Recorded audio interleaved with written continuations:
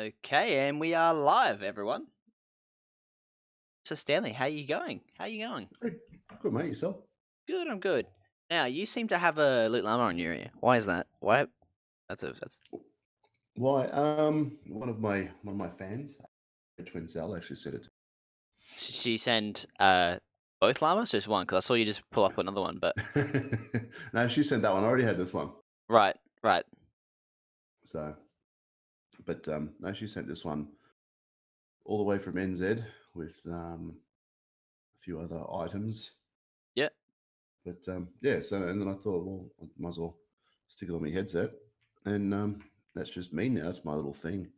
It's actually Larry the Lucky Llama, Does it? or Larry the. How lucky is it though? Do we Um, have to find out tonight? it's lucky. Lucky. It's lucky. Well, luck is you make your own luck, but yeah, it's lucky.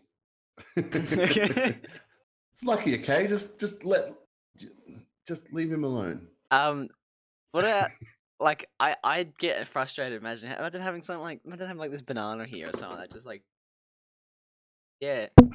fucking on my hand the whole time. You know what I mean? Like, what am I supposed It to do with started it? off. It used to poke me in the eye quite a lot, Yeah, but I don't know how I do it now, but it stays.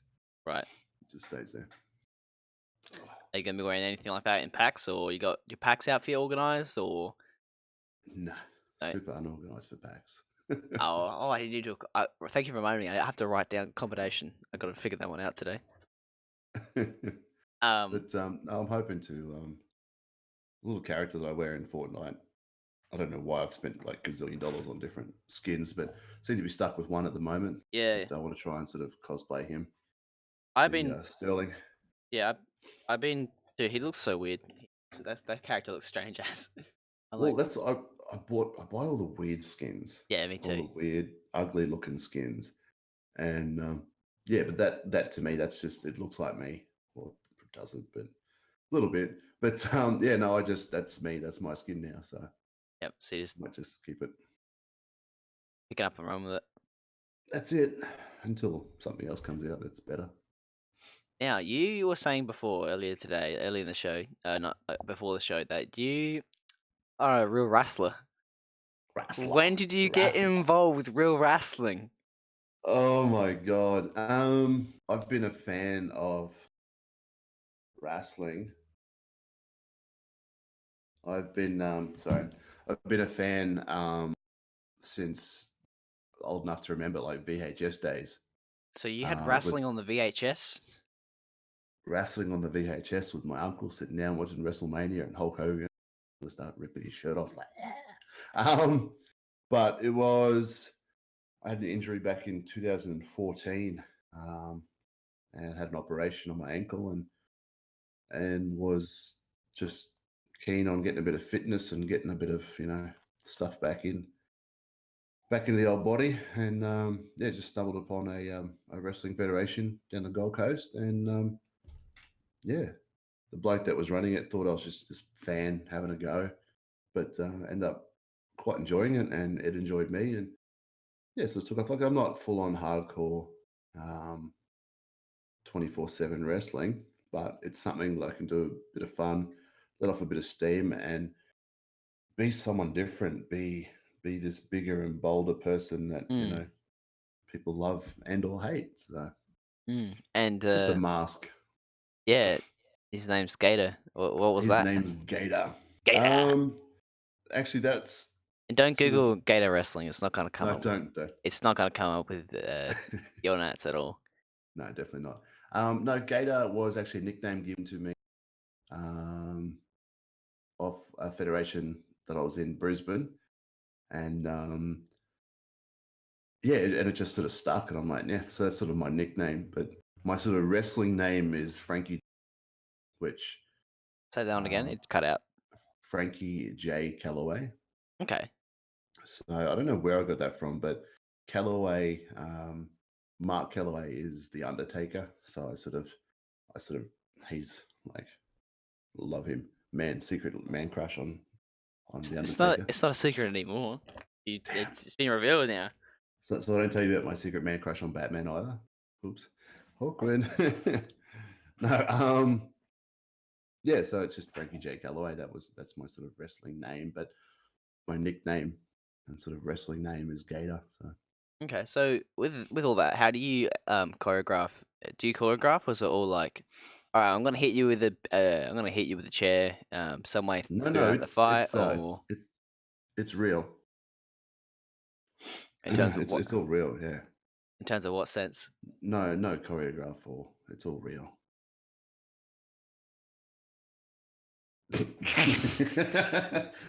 No, there's a thing called kayfabe, and I Kayfabe? What? kayfabe. Google it. No, wrestling, you definitely need to be fit and able to cop a hit. Um, it may or may not be predetermined.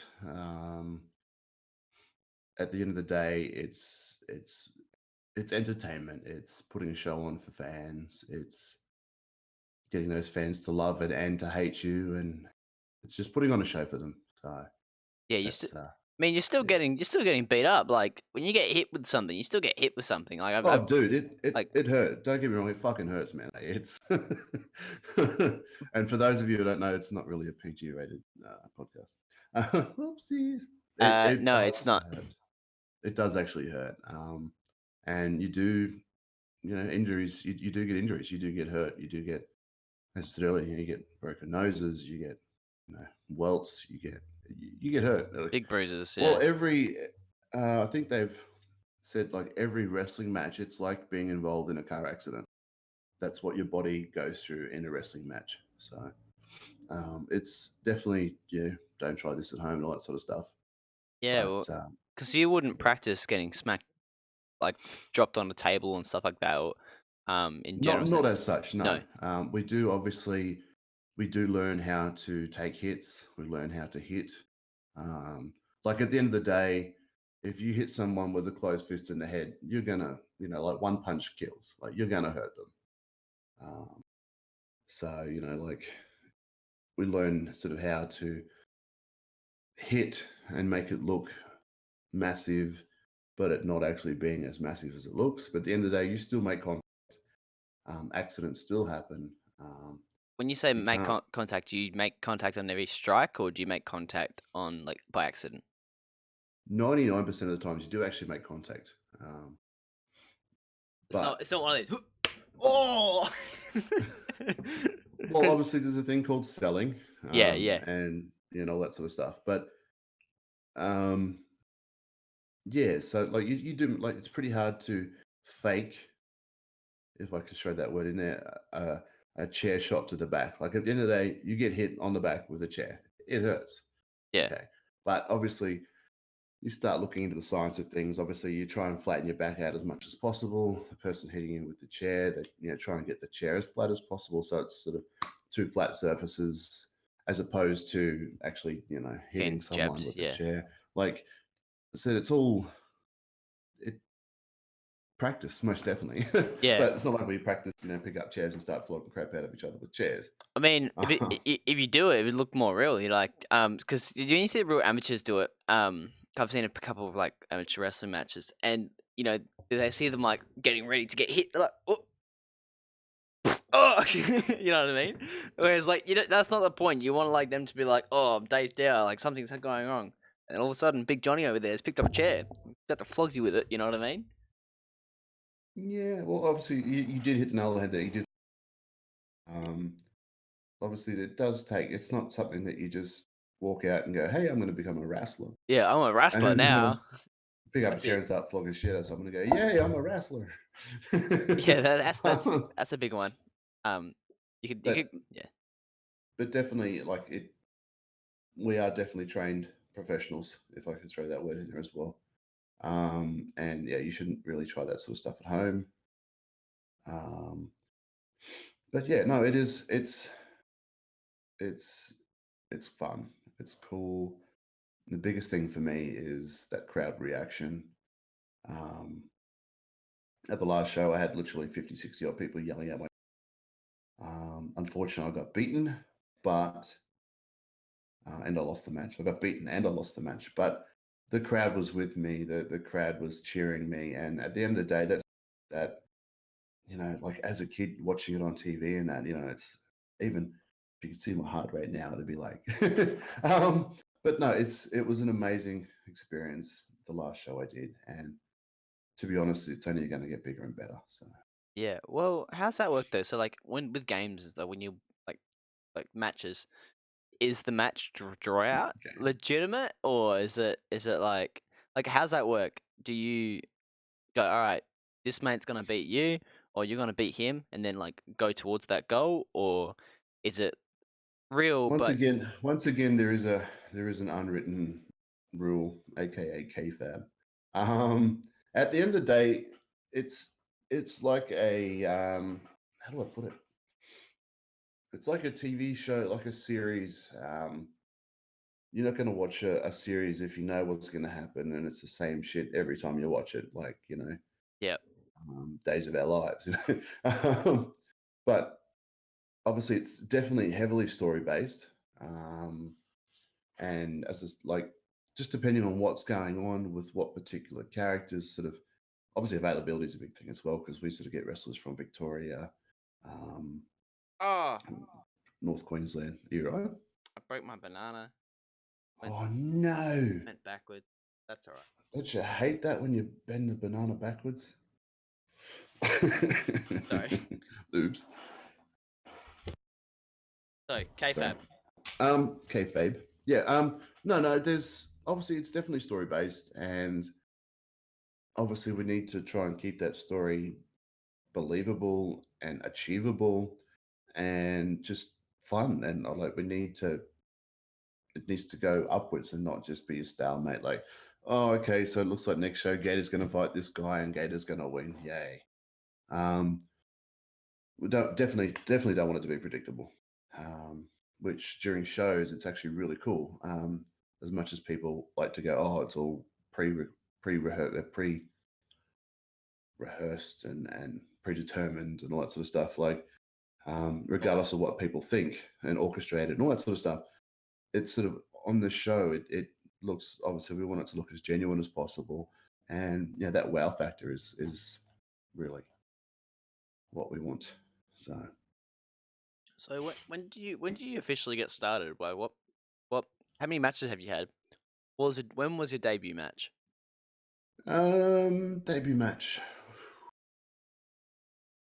I think it was in like a rumble, like a 30-man rumble, like a What?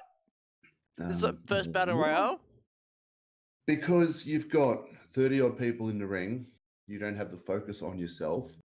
You get to, like, there's a general as such, so someone that sort of takes you under his wing, so to speak. And he obviously, you get in there, you get to do a few hits, you get to be hit, and then you piss off at the ring.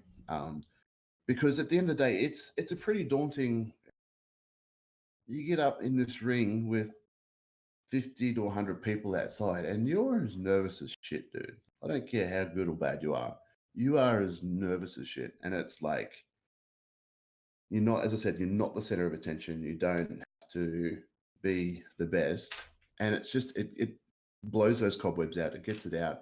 And then maybe the next match you get to do, you get a little bit more involved in it. So you sort of, most of the entry, obviously depends how much training and how good you are, is you start off with the rumble. So you basically, as an amateur, you start off with like getting flogged by 30 people. That's a big. That's a. Not 30 people. 30 people in the ring, Yeah, but yeah, in the ring. Yeah, yeah, that's what I'm saying. So you're getting like flogged, and imagine like not like going up to like a rumble as like once a professional wrestler. You just come up against the old mate Tim who just started yesterday. He's just absolutely throws fists at you. This is just wrestling. okay. See, that's the thing, right? The older generation, like the vets, as we'd like to call them, if it wasn't for them, us amateurs, us people that have just started, we'd have nothing.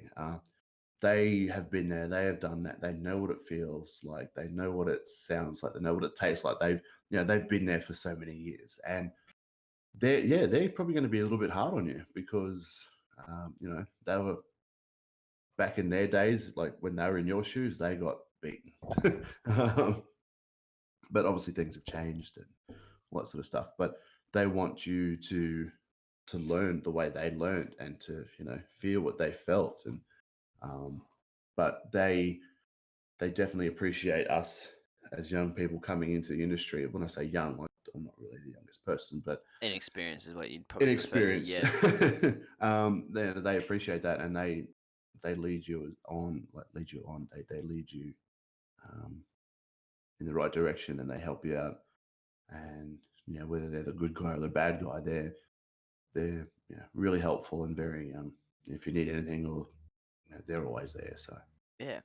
yeah, So you are a man of many talents. I've realized you have many facets of life that you're currently developing. Is that a like? So are you still trying to find a focus, or you just a I still don't know what I want multi-process to be when process I grow person up. that can work when you grow up? That's an interesting statement because I feel like that youthfulness is very important. To be like, when I there's always a ladder development of your life. You can always develop and improve yourself. You know what I mean? Yeah, Because if you're 40 years old, going, nah, I'm this now, like then that's kind of, I wouldn't say sets you up for failure, but it doesn't really help you like transgress to the next stage of your life. it's a bit frustrating, um, not being the doctor or the nurse or the fireman or the police, like, because to me, society wants you, um, and I feel that I'm not that someone yet. Um, but I was You actually gator. literally only talking about the gator. I was actually only literally just talking about this with my psychologist. um, but this is hard hitting, dear, straight off the bat. I only just started. Um, but I did use my talents in a way of escaping and, like getting me away from the real life issues and dramas and crap. Like I used it as a mask Yeah, and definitely. as a way to sort of, yeah, be someone different and do something different and not have to deal with the me. Mm, So because obviously a lot of things that happened in my past and I believe in our past, if I can put that out there, um, that we'd rather sort of forget and look press. back on and go, oh my god, Yeah. can I just not, But yeah, all these things that I do, because I was married for nearly 10 years, and for the last couple of years, I had like 4 or 5 jobs, just to keep me active, to keep me away, so I didn't have to think about my home stuff and having to Yeah. deal with all that sort of stuff. And I had 3 beautiful children, with my lovely wife, and yeah, at the end of the day, it was just we didn't know each other anymore. We didn't obviously get to spend enough time with each other, and it just Was that before? So were you working lots? And like, were you working the 4 or 5 jobs before you were divorced, or was that something afterwards? no. Well, I did pick up a few more things up. It was more in my rebellious side of things. Yeah. Yeah. But no, I've always been a bit of a workaholic. Like when I was like 10 years old, I had we were mum and I and my little baby sister. We were in a woman's refuge in Cannonvale on Airlie Beachway, on the run from the old man because he was a bad man. Yeah. Um, and I pretty much just the whole hiding thing and having to be, within these 4 walls all the time just really got to me as a kid. Yeah. And like we kind of had to because of obviously security reasons.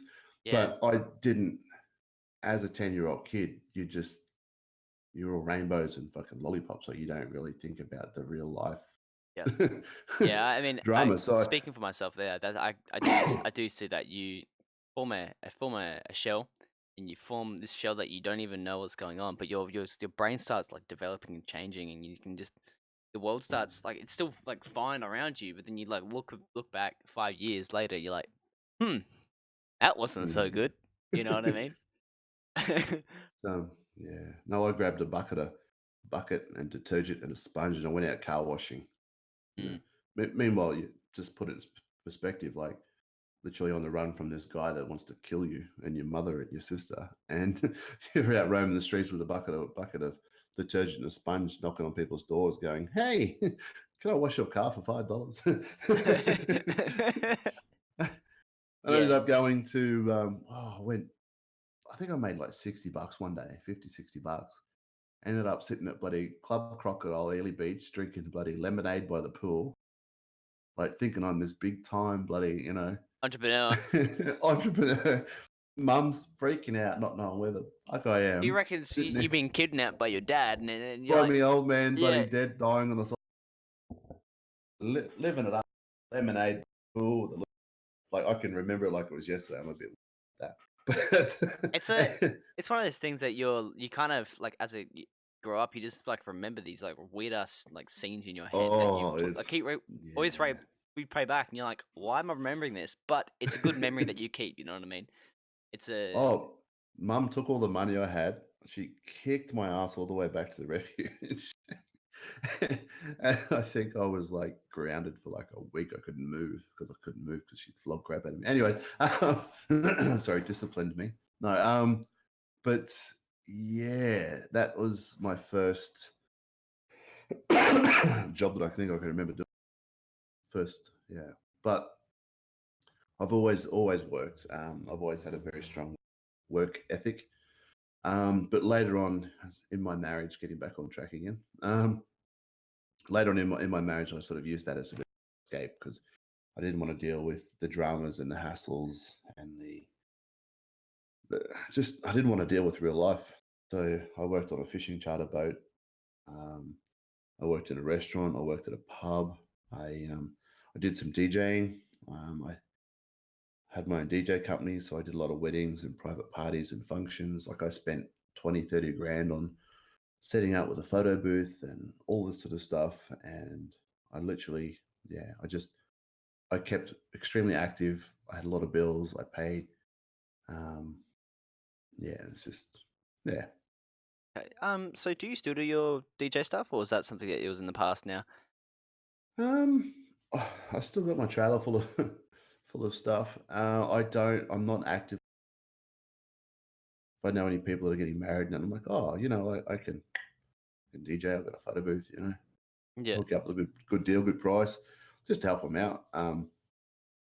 Plus, it's just a good way of, yeah, I enjoy it. I'm a people's person. Surprise. yeah, Um, but yeah, it's like that's just yeah. yeah. So you touched on something that really resonates with me is that your entrepreneurial spirit as at a young age. Because I remember myself, I used to go to like the pharmacist and buy like lollies that I knew kids liked, and then like I buy him like a big box of them and sell them at school for like $2 each. So at the end of the day, Oh I'd make my like 40 god, bucks because I'm like, yo, screw you, canteen. I'm gonna get some lollies myself and then sell them to my friends. And then I god, basically became like a drug smuggler with the lolly dealer. lollies. Yeah, the lolly dealer. And I got in trouble for it because they didn't like you're not supposed to sell stuff like this stuff isn't to be supposed to be sold. And like obviously they don't care. They're just mad that the canteen's not making money. You know what I mean? Like, the school canteen's not making that money because I'm undercutting their profits. So it was so funny. I was like selling these, but I didn't even like I did it multiple times. I also started like there's a toys called Bakugan. Started like a trading thing then when I was a kid. I used to trade them for other Bakugans, and people used to What, make like a back or what? Bakugan. It's like Pokemon sort of thing, but not quite the same. Okay. I know you know what Pokemon is. If you pretend that you don't, you're silly. What did you Pokemon, Pokemon? yeah. But Okay. I did one of those. I did a trading ring with that as a kid as well. Um, but those real business mentalities and trying to keep enough money from one day to buy the next set of like next lot of product is Mm. something that it's very, very important. I think kids need to understand, and that's what has helped me now. Like put myself in the like a my owners, not my owners, my boss's shoes, to Mhm. really give my boss the best from like my efforts. And I explained to him like, look, I'm really like this is my passion. And I really want to help you with your business, in any way, shape, or form I can. I'm not gonna do it for free, obviously. I'm not gonna be No. like giving him suggestions. But if I'm at work working, I'll do certain tasks or certain things that I know would be best for the business, or in terms of a business sense, as opposed to being an employee. Mhm. And it has really given me a huge leg up in terms of talking to people. Because when I'm like when if a customer is having, a guest is having a problem, I can talk to them in a friendly sense. I'm that sort of person anyway. I'm a friendly person, but it it means that like they will leave the restaurant at like with a good thing, with a with a happy like some sort of happy after effect. Unless they walk out the door going "fuck you," but like usually You it's can't help. At the end of the day, you can't really help yeah, some of those. but usually it's they're happy, thanks for your hospitality, and I always get like people coming up to me going thank you so much for your service, and I'm like hey, oh How good thanks, does that feel? But how good yeah. does that feel? I've gotten a very generous tips as well. Australia, you don't tip. For the guys in America, you don't get tipped much in Australia. No, no, Um, never. we have Unless you're it. good We have and a super tipping. sexy like the deer. Yeah. We have a tipping jar at work, and people go, thanks for your service, and they'll put the money in the jar. But there's an unspoken rule in hospo is that if you put money in a jar, that's the cafe's money. We don't. They don't split our money across the staff and like the waiters and chefs and stuff like that at the end of the year. Um, there'd be thousands of dollars in there, collected over the year from yours truly. Um, but some people give me money, like personally hand me money. It's like thank you for your service, and that's like you can put that money. That's your money. That's your tip.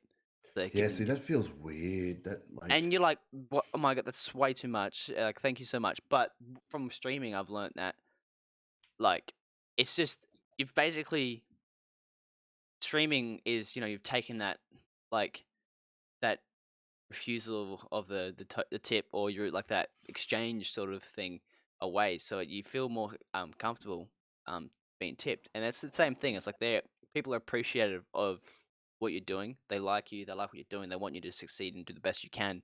So they're gonna like and they're gonna give you like a little boost in either like they'll give you a boost in obviously monetary value gain, and they'll also in kind of a mood. They'll boost you in a mood, um, so that's them saying thank you. It's like really thanking the person that's done great service. But I was going to touch back on the bowl.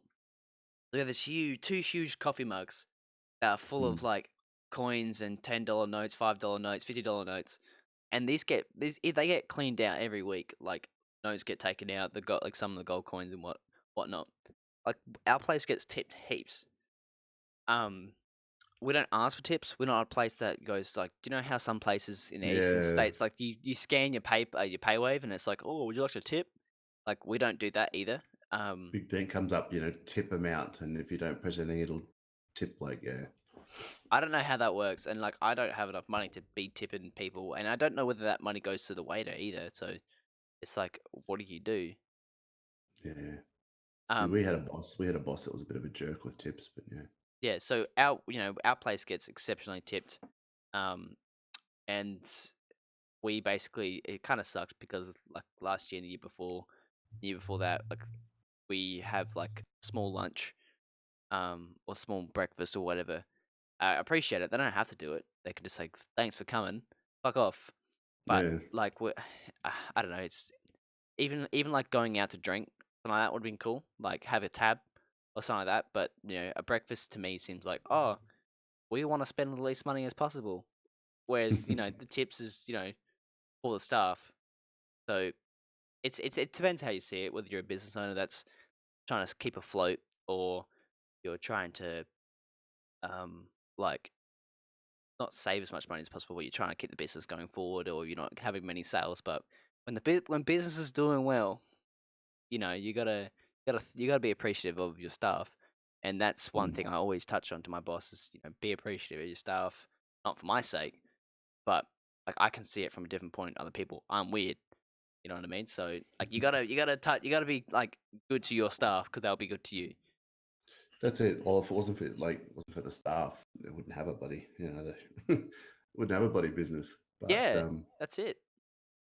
And it's like you preach, be good to the customers because they'll be good to you. You be really good to the customers. You'll have like per customer person, like per customer accurate, like conversation or whatever. You're gonna mm, have a better time. You're gonna enjoy more work more if you're happy to your customers, and you may get tips, and the place might get tips. So it's like if you push that, you also got to push that onto like from yourself and do that to your staff. It only makes sense. mm. I got sidetracked, but that was about entrepreneurship and all that stuff. Yes, most definitely. So, Where were we? Mr. Business Owner over here, Uh, you are now a qualified hypnotist, not hypnotherapist, because you don't like that word. hypno- What is the no, difference of that, first of all? I, in all honesty, I don't like it when you break down the word therapist What the? because it breaks down into the.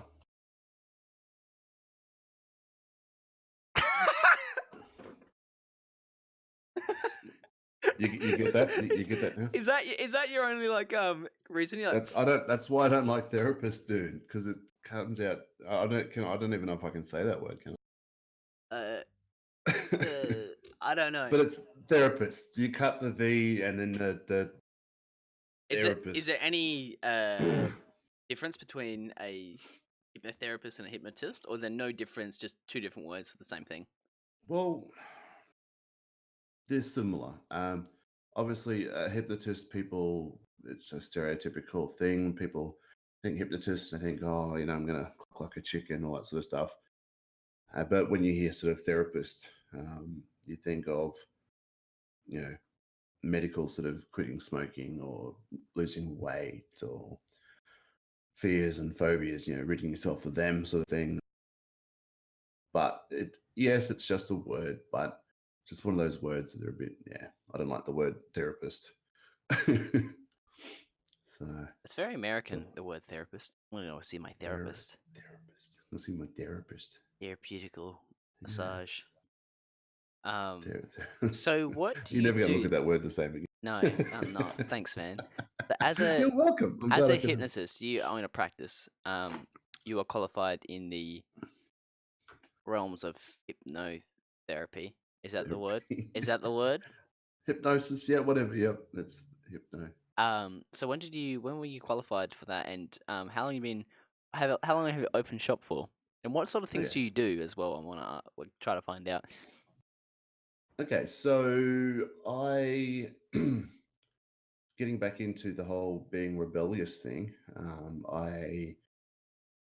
When I separated from my partner of nearly 10 years, we an opportunity came up that to do a course in hypnosis, and it's something that I'd always sort of liked the idea of. Didn't really understand it, and because my wife didn't really understand that side of things either, it was all voodoo sort of weird shit. Um, I'm like, you know what, I'm going to do this, and it's something. It did cost me a lot of money to do, a lot of time and effort, and I'm like, I'm going to do this because it's something that I actually wanted to do. It was probably the first thing I did um, for myself in over 10 years. Um, I had nothing. Obviously, I don't know if you guys have been in a divorce or a split. Sort of everything all got finalized, and yeah, I sort of just in a spot where there was a void. Just yeah, I was just in limbo, and I'm like, you know what, I'm going to do this, and I'm actually going to run with it, and I did, and it's been goodness, how many years now? Been a couple of years, probably nearly 3 years, I think. Um, and yeah, it's amazing. Um, I've helped a lot of people quit smoking. Um, spoken to a lot of people. just about a lot of different things, obviously with different fears and phobias and all that sort of stuff, and really quite enjoyed it. And which is relayed and sort of projected onto my clients as well. So So, is there any weird? What are there any things that are the weirdest thing you've tried to change and um, resolve? Any really weird problems?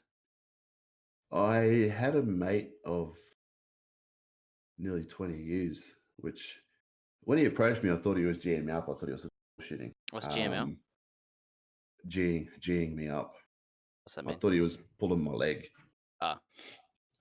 He had a bit of an addiction to porn, um, but to the point where it was actually affecting him quite considerably.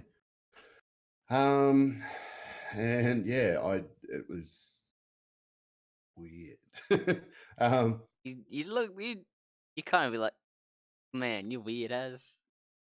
but at the end of the day, like I think so. Somebody with a phobia of snakes, I think that's because I've got a snake. I've got a snake downstairs. Oh, Like look, snakes are fine, but um, spiders, they can fuck off. spiders. Okay, spiders. Like to me, that's weird. Like you're weird, Mate, I just don't want to sleep and have one of those. I was gonna say one of Actually, those. is that a Bulls jersey? Is that like a Yeah, David it's a. Long or something on that? No, it's not. Let's try. A spider. Like a spider. Everyone's like, oh, it's Actually, just got have you ever had that in your chat? so many Is times. that a spider on your shoulder? You're like, Huh? yeah. I Oh, just hang on. yeah. There's actually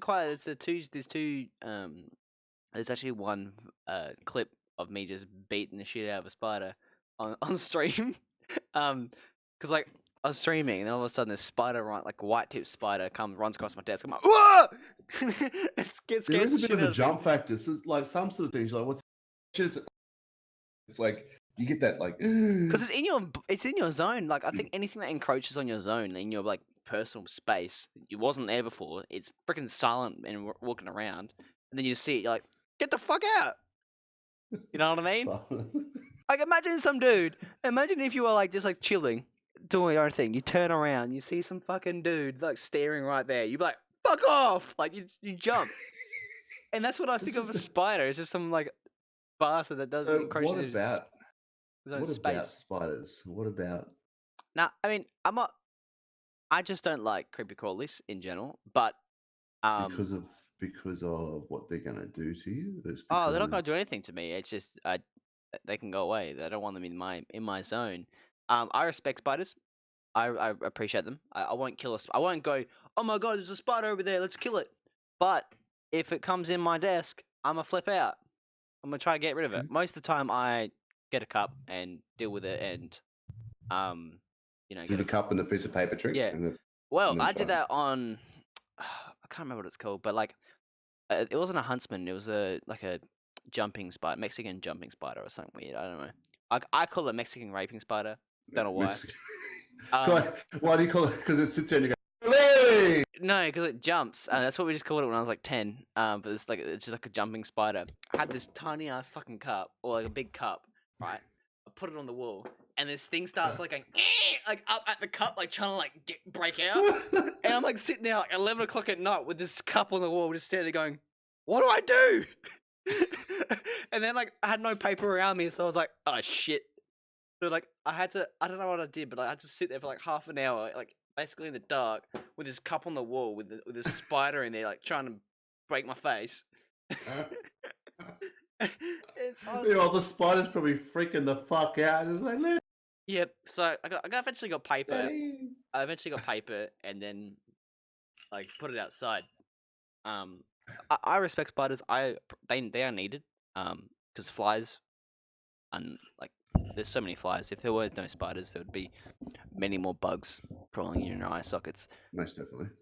So I respect them. That's why I don't necessarily have a phobia of them. I just don't like things in my space. I don't know where that's been formed, but it's just a normal thing.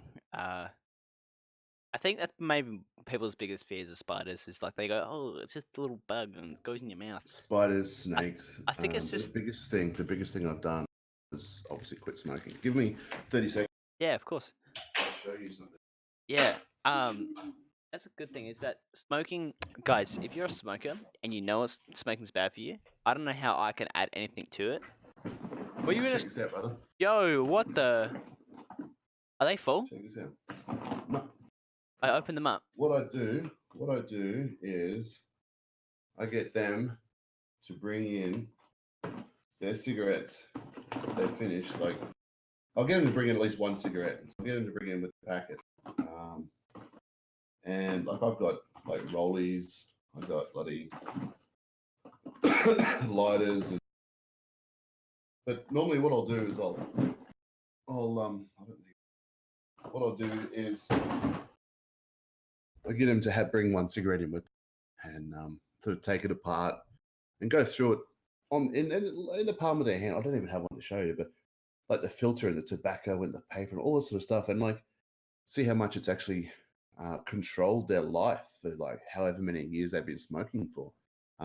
Like, don't get me wrong, I smoked for a long time, but even whilst I was doing hypnosis, I was smoking. Oh, you are a And bastard. You weren't practice what you're preaching. I'm I joking. wasn't.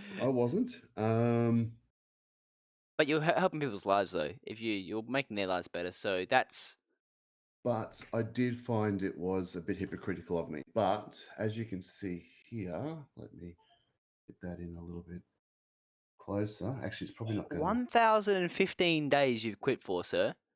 That's it. Oh my. That's it. You And I speak with my hypnotist, and he's like, you shouldn't really be doing that because you're continuing to think about smoking. I'm like, no, I use that as a tool.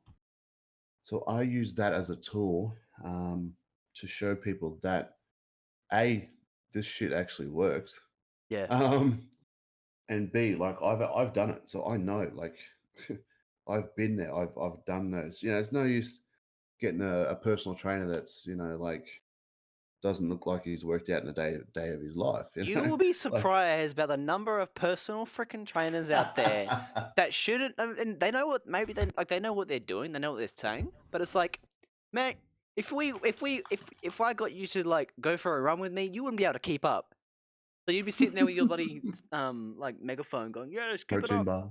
Yeah. I believe it or not, I have a certificate 3 in group training. I've spoken about this Ooh. with Sozo, a couple weeks back, but basically it means I can train. I'm a personal trainer, but only with groups of 2 or more. So basically what that means, I can train 2 Okay. people with a circuit. I can train 2 Hmm. people with a circuit, make them do weights and exercise, any exercise. But as soon as it's a personal trainer, as soon as that one person goes to the toilet, I can't train the other person because it's personal Oh training. my God. It's a big scam because personal training is a higher level, Hmm. whereas group training is certificate 3, personal training certificate 4, and it's a big cost variance as well. So it's so crazy that Hmm. you have to pay like, It's weird. yeah, it's backwards. So go back Yeah. to your smoking and how you help people quit smoking because that's really interesting to me. Yeah. Break it down Normally and I break it down. Normally I try and do it over a few different sessions. So I'll get them sort of in. We'll just do like a relaxation, just to get them used to the whole process of hypnosis. Because a lot of people, just the word hypnosis is like, oh, I don't know about that. But I'll sit down and have a good old chat with them first, and then they'll be like, you know what, I want to do this. Like, let's do it now. Like, let's get this sorted. Um, but some people are a bit skeptical, and they're like, oh, I don't know. And I'm like, okay, you know what? I'll do a relaxation and just put the ball into their court. Because at the end of the day, I think we spoke about this earlier, but I can't make you do anything you don't want to do. Like, you need to obviously have a complete open mind. You're going to have to want to quit. Like, I get them to do a bit of homework to begin with. I get them to bring in a list of 50 things on what they'd be able to afford if they weren't smoking. So people are like, oh, I'm struggling. I'm like, well, you're a smoker. what could you afford? And they go, hey, So no, it sounds like, oh, what are you struggling? It's like, do you smoke? yeah. But struggling to get 50 things. I'm like, okay, you could go on a holiday. Like, oh yeah, holiday. Oh, I want to buy a car. Like, yeah, okay, well, a holiday where? And go, okay, well, I want to go to Bali. I'm like, okay, cool. So you want to go to Bali? What do you want to do in Bali? Oh, I want to ride a scooter, or I want to do a ladyboy, or whatever. Like like just write a list on all the things. And I'm like, okay, so you've struggled to get up with one thing, and now we've got six things. I'm like, oh, okay. I'm like, well, what sort of car? And they go, oh, Ferrari. And I'm like, dude, it's not going to happen. Like, let's just be a little bit realistic here. Hypnotize them Okay, back and be like, okay, do you know that the excess on a Ferrari insurance is $30,000?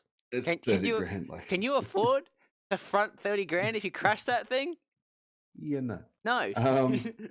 But like, we set realistic sort of things, and then what I do is I use that also if they do afterwards, if they do feel like a cigarette, then I'm like, okay, if you do feel like a cigarette, then write out these 50 things. Say, because I'm a happy non-smoker, I'm going to go on a holiday to Bali, and write down, sort of do lines.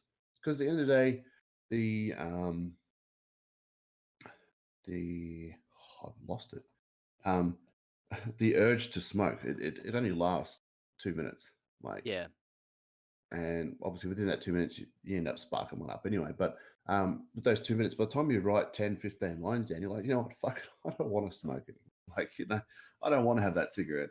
So it sort of gives them something else to think about rather than sort of smoking. And I myself, when I quit smoking, for some reason, I don't know why, because I've listened to the recording back 100 times, I actually started eating carrots to the point where I was going through nearly 2 kilos a day of carrots.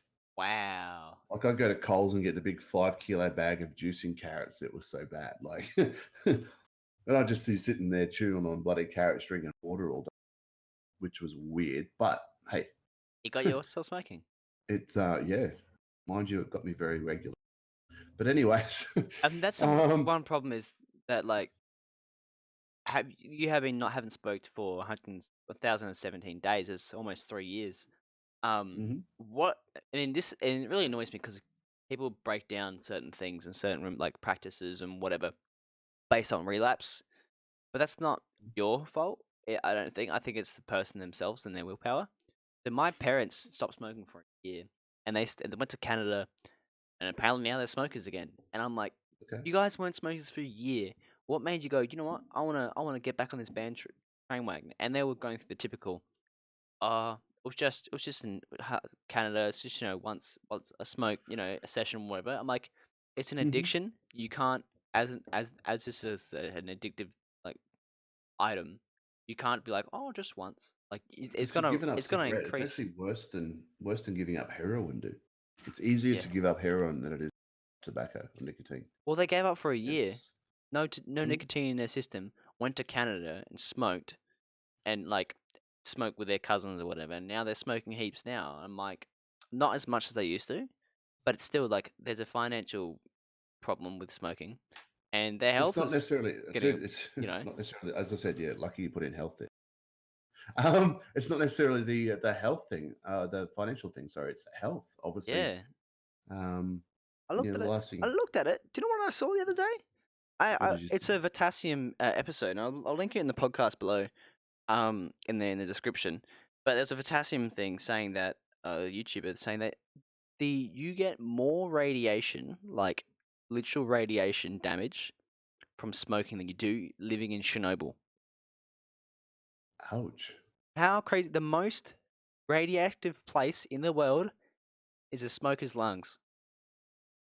That is Wow, the conclusion that has come to it.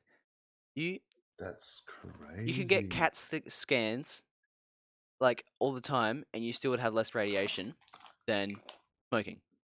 Wow, It that's is bonkers. crazy. But yeah, like it's the health thing, and I think from financially, it's like I appreciate when people give up smoking when they have financial burdens. So, sorry to throw you on under the bus, but Jod, he stopped smoking. He's like, I can't Who's afford it. that? Jod Flap.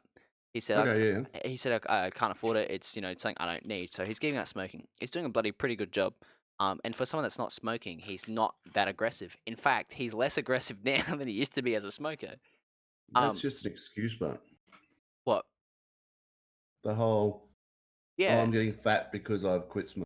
No, you're not getting fat because you're eating. You're Oh, I'm eating. getting aggressive because I'm not smoking. I'm like, no, you're getting aggressive because you're a fucking asshole. No, Yeah. but no, it's Yeah. just little excuses. Like, you go, oh, but I took up smoking again because my dog died. It's like, well, Yeah. did it bring your dog back to life? Sorry, but did it bring your dog back to life? No. Well, why are you smoking? Like, oh, but my auntie died.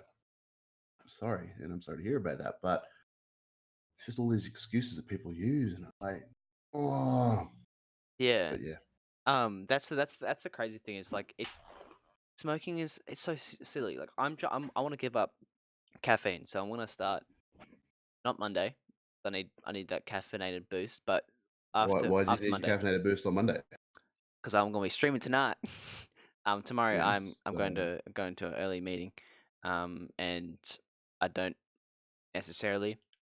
I want to keep on the baseline and then do the changes. So After. what caffeine? What do you I just have coffee. I don't have any energy drinks ever. If you don't I drink Coke or anything like that? And you nah, just drink so coffee. the only that I'm a pretty good boy.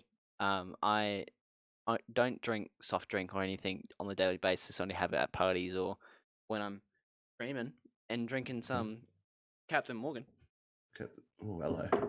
Um, but Jeez, look out. look out, You even old enough to be drinking? Or? mate. Not in America, but in Australia, yes.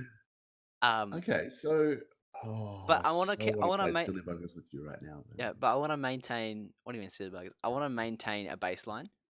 And then once I have this meeting, I will stop having caffeine. There'll be withdrawals. I know there will be withdrawals. I'll get headaches in the morning, which is gonna suck. But I don't know how long it's gonna last. No, you're But not going to get it's headaches in the morning because you're not drinking coffee. no, no, no. I quit. So I quit coffee. So I used to do this like cycle, where I used to before exams come up, I stopped having caffeine for a month, and then on the morning of the exam, have a cup of coffee, go to the exam, perform well, and it does work because you caffeine by itself, by a non-caffeine user, you Mm, increase your reactive times, you increase your concentration, you increase so many things. But if you're a caffeine drinker, you have to put yourself into that baseline by drinking caffeine. So mm. over time, your caffeine benefits will die off, and then you're just basically taking in um, body stimulants that you don't need. But your body starts going, "I need this." So that's kind of that's why I kind of want to get rid of it. Is that I want to become like a social caffeine drinker. Um, Well, I can't actually drink tea anymore. I know it's weird, but um, I did my. It's a different sort of strain, different version of hypnosis, but NLP, which is let me get that Neuro-Linguistic Programming. I think that's the thing, but NLP. It's very similar to hypnosis, but we needed to pick something that we actually really enjoy that we could do without. And I was actually going to pick coffee, but I'm like, no, I kind of enjoy my coffee. So I chose tea. So what we did within 2 minutes, we did, which I've used multiple times with people with different sorts of alcohol. But I chose tea, and I pretty much associate now every time I look, smell, go to taste tea, I associate that with urine. Um, it's just so what more. we did Wow. is we changed the way, like, just reprogrammed my brain using words, um, and it's weird. Like, I think a month after I did that, I went to the Eka in Brisbane, and I went past this tea store. And they're selling all different teas, and that this literally this girl had this tray full of cups of tea, Cups of and piss.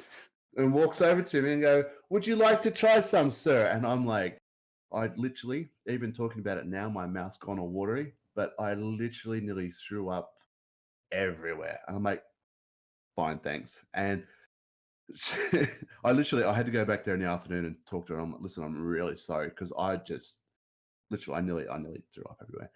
I'm like, I'm really sorry to be rude before. I'm like, but I can't stand tea. And try to explain to her very briefly on why I couldn't. But definitely, like, just little. As I said, I was going to play silly buggers with you and coffee, but it obviously means a little bit to you. You can do it. Okay, look. But Tell you the truth. You can do that to me. we could do it Do it after Monday. after Monday, and not pee. I still want to be able to drink it. But I'm thinking you could play silly buggers with me for something, but I don't know what. Um, But I think at PAX, I think we definitely need to meet up, and we definitely need to do some fun stuff. yeah. So why don't you use NLP on people with cigarettes? You go, you suck on that cigarette. You're sucking on some Guys, penises in here. old man's big toes that's just have toe jam in them. You're sucking on that toe jam rhythm. To I don't me, know. it's a little bit more in depth, I believe. It definitely shouldn't be taken very lightly. Um, something like a yeah addiction, like someone that can't give up Coca Cola or can't, as I said, That's cup bad. of tea or coffee or something like that. I got the same mate that I was talking about earlier with the whole porn addiction. He had a problem with drinking Coke too much, and literally, I was talking to him for probably 5 minutes about the Coke thing, and he rang me up a week later and was like, "Dude, you do well, what?" Um, and it was definitely it wasn't intentional. I was just talking to him um, as a mate to another mate. I definitely had no intention of um, you know helping him with the whole Coke thing, but I was just explaining to him the process of um, NLP and obviously hypnosis and all that sort of stuff to give up Coke. And he's like, dude, I can't even. I open up a can and I want to hurl, and I'm like, what? What do you mean? And he's just explaining to me like the feelings and the thoughts that's going through every time he opens up a can. He's like, I can't drink it anymore, dude. He's like, what have you done? And I'm like, nothing. I'm like, good on you, buddy. Congratulations. And I'm going through in my mind the conversation I had with him. I'm like, dude, I actually literally helped him without realizing it. And it was a flip out. It was just crazy. It Um, was amazing. what are other addictions that we can do on me? I don't smoke, so that's fine. I don't really. Ah, I don't want to do it to beef because I love burgers, but you know, That's something that we can definitely have a chat about sort of off air, yeah. but we could definitely it's really cool. And once again, with hypnosis net, I can't make you go rob a bank. I can't make you probably could make you strip naked and run around the house, but I wouldn't like it's entirely up, like I can't obviously you know what you know what a joint is. Um, someone that didn't know what those things were, I couldn't, sit them down and go, imagine yourself rolling a big, massive joint and smoking it because they don't know, like, they wouldn't know what a joint is. Roll, they wouldn't know. But Yep. someone that knows, or, you know what I mean? Like, I can't make someone do anything that they wouldn't normally do or, don't know about. Um, but in saying that too, and you need to be careful, like at parties and that, sort of you don't make it known that you're a hypnotist or that because people are like, oh, can you like make me fucking bark like a Could you make dog, her have sex with me? yeah, can No, you like I'll it's like, arrest dude, you. no one wants to have sex with you. But like because there's going to be that one person there that is thinking about quitting smoking or has a fear or phobia that is thinking about seeing you or seeing somebody else, seeing a hypnotist about that. Um, and they see you play silly buggers and make someone, look like a complete dickhead. And they go, no, I don't want to do that. So obviously there is a certain sort of code. Yes, there is plenty of stage shows, which so looking forward to maybe doing that one day. Um, but I've been a member of a stage show and it's just amazing. And obviously me being hypnotized and hypnotizing so many clients and being hypnotized myself so many times, I go under nearly instantly and they have so much fun with me because I'm a pretty biggish guy and literally the things that you can do is amazing. How? I mean, don't break it down too much because I might ought to say reveals magician reveals your secrets. But how do It's not people? magic. How do people? And I know a lot of it comes through with like suggested stuff. But how do people just like make people go under like these shows where people just like fall asleep? Like that shit flips me out. Well, they don't actually fall asleep. They just listen to um, listen to suggestions. So obviously, so right here, right now, you're concentrating on your breathing, you're concentrating on your heart beating, you're concentrating. You've changed your view. I can't. You're not concentrating on all those sort of things. Like that's just sort of your subconscious mind. You Like could when you're you sleeping. could be trying to suggest of me right now, but it keeps cutting out, so it's really it's affecting Oh it shit! because I know they're right here, right now. Uh, but you can have it on me, and you start No, no, start start it. Let's but go. no. You're not concentrating on your breathing. Concentrating on your heart beating. You're not concentrating on any of that sort of stuff, right? It's just it's your subconscious. Um, and sometimes, like when you're asleep, you will sort of awaken to a noise or a smell or something. That's just your subconscious sort of taking over and, oi, wake up, you know. Hmm. And it's like some people are a little bit more easily persuaded. Um, and like some people it's a little bit hard. Like regardless of what you hear or think you hear about hypnosis, everybody can be hypnotized. It's just a matter of if you want to be. Yeah, And there are some people that it is a little bit hard. They are a little bit more analytical in their thinking.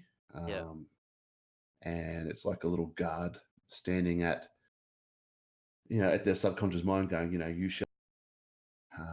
And that's as as a hypnotist, we need to work out whether or not you are analytical or non-analytical by certain tests that we do sort of prior to the session. And if you are an analytical person or an analytical subject, so to speak, it's up to us then to keep that little guard busy, so we can actually get or speak to the subconscious. Hmm. And yeah, it just I, I I want love you it. to I get love this. me like because I feel like I'm an analytical person, and I mean I went to a show earlier this year. I don't know what the hell I don't know what juice I was on, but I was like just my world was kind of spinning, and I'm like I was in the audience, so I was out of it, but I was just like What? just Hang on. Whoa, whoa, whoa, whoa, whoa. You were. Hang on. I This went I is. went This to is. I went to a show. I can't remember the gentleman's name. He wears makeup. Like not like Oh, James they all Charles wear makeup, makeup. but like eyeliner or whatever. You went to a hypnosis Yeah, show, yeah. Some young-ish dude. Maybe he's like in his 30s. He's an attractive and you dude. were listening to it. So like he was going through it and making someone like talk in the shoe and stuff like that. And like I was just wigging out. Like I don't know what it was, but I was like sitting in the back of my chair like this, like it's just, I was like stoned in the corner, and I'm like, what the Oh hell's going on? Like, and then shit! I said to me, I'm like, I feel so like weird right now. Like my like world's spinning, and she's like, what the Did fuck you are you go up and talking see him about? after the show? No, no, but I didn't know what that was. But I was just like, I was wigging the fuck out at the back. Oh my Is that god! is that Oh, something that would be like a thing? Is that a thing, or is it just me just being most silly buggers? definitely, mate. Just because you're in that. Oh wow! So much fun at PAX, dude. Am I very suggestive and manipulative? I mean, manipulative? No, no. Prone to I've manipulation. had. I've been to a show where a lady's been a part of it, Yeah. and literally 12 months, nearly 2 years later, we were actually watching a show similar to the show we were in. Um, and to the point where the hypnotist came up and to like the people that he had on the stage, he's like, every time I shake your hand, you're going to have, a mind blowing orgasm. You're going to be, you're going to get extremely aroused and, you're going to get weak at the knees, blah, blah, blah, every time I shake your hand. Anyways, this bird beside me, she's like, oh my God. I'm like, what? And she goes, holy shit. And I'm like, what? And she goes, I'm so wet right now. I'm like, what?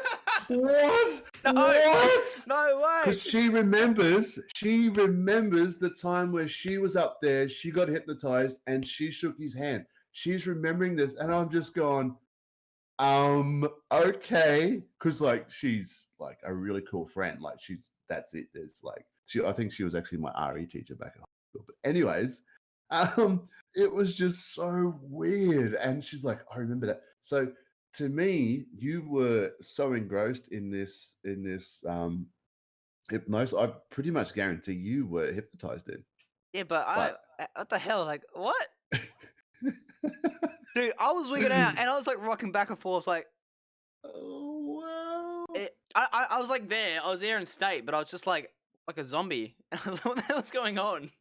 Wow, I didn't speak to him, but like I was so that's confused. really cool. So That's amazing. But hypnosis, obviously, the subconscious mind, like a lot of people, like look at bloody McDonald's and Hungry Jack's, like their slogans, the burgers are better at Hungry Jack's. Like if you go up to anyone and say, "Hey, if I said the burgers are better, what would you think about?" And they go, "Oh, Hungry Jack's." And you get something that looks remotely like the golden arches of that McDonald's logo. People will go, "Oh, McDonald's." Like it's just a visual thing, it's a sound thing. It's just, it's like, you obviously drive. Have you ever sort of been driving? You're like, "Oh, I missed that server," or "I missed that," you know, just had that bit of a blank. yeah, Like you've been in a hypnotic state. It's like, oh, I could go on for years about, like, it's amazing. And given that I can use that as a tool to help people, as I said, with the smoking, with fears, with phobias, with certain addictions and all that sort of stuff, is just freaking amazing. And I absolutely love it. But getting back to the why, I did the hypnosis because I was never really allowed to, as such, do anything like that whilst I was in a relationship with my wife. And that was a rebellious side of me as well, like something that yes, I could do for myself, something for me for a change.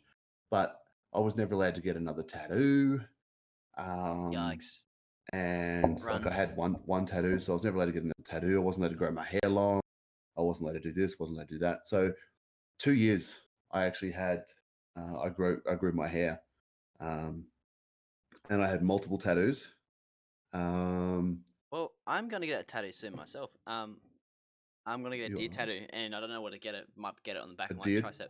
Yep, yeah, I'm gonna get a tramp stamp. Oh. No, and we're gonna get it soon because I want to get one that means something to me. I mean, it's all superficial, but before I get my tack shotgun tattoo or my loot llama tattoo, I really want to get my deer logo somewhere. Because that is something that is kind of the the like tip of the pyramid of like basically being a lazy gamer boy, because gaming, like you touched on before, it's been something that has really um put me in focus. Hmm. When there was other outside problems, not outside problems, but like family issues and stuff like that. Playing RuneScape, Yep. learning like grinding and mining on RuneScape, doing Hmm. all that, like that was such a good blinder for me as a kid. I could do it whilst I could do it, and then I was banned off the internet. Didn't do anything wrong. It's just my mum, like, basically, I don't know if she does it to my sister now, but basically they had like unlimited Telstra internet, but wouldn't let me and my sister on the internet to do Oh. stuff, and it's was really bad. Um, you know, you're a kid, even in year 10, so that was 2014. I was only like I couldn't use the internet at my mum's house, and like I'd have to like find the password by logging into her computer, then like finding the password that way, log in, and Jeez. then when they find that, they like kick me off it.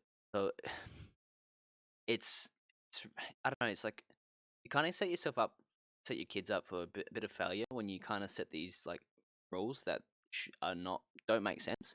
And if they don't make sense to the kid's gonna work on breaking those rules, and they Hmm. develop negative things that shouldn't occur.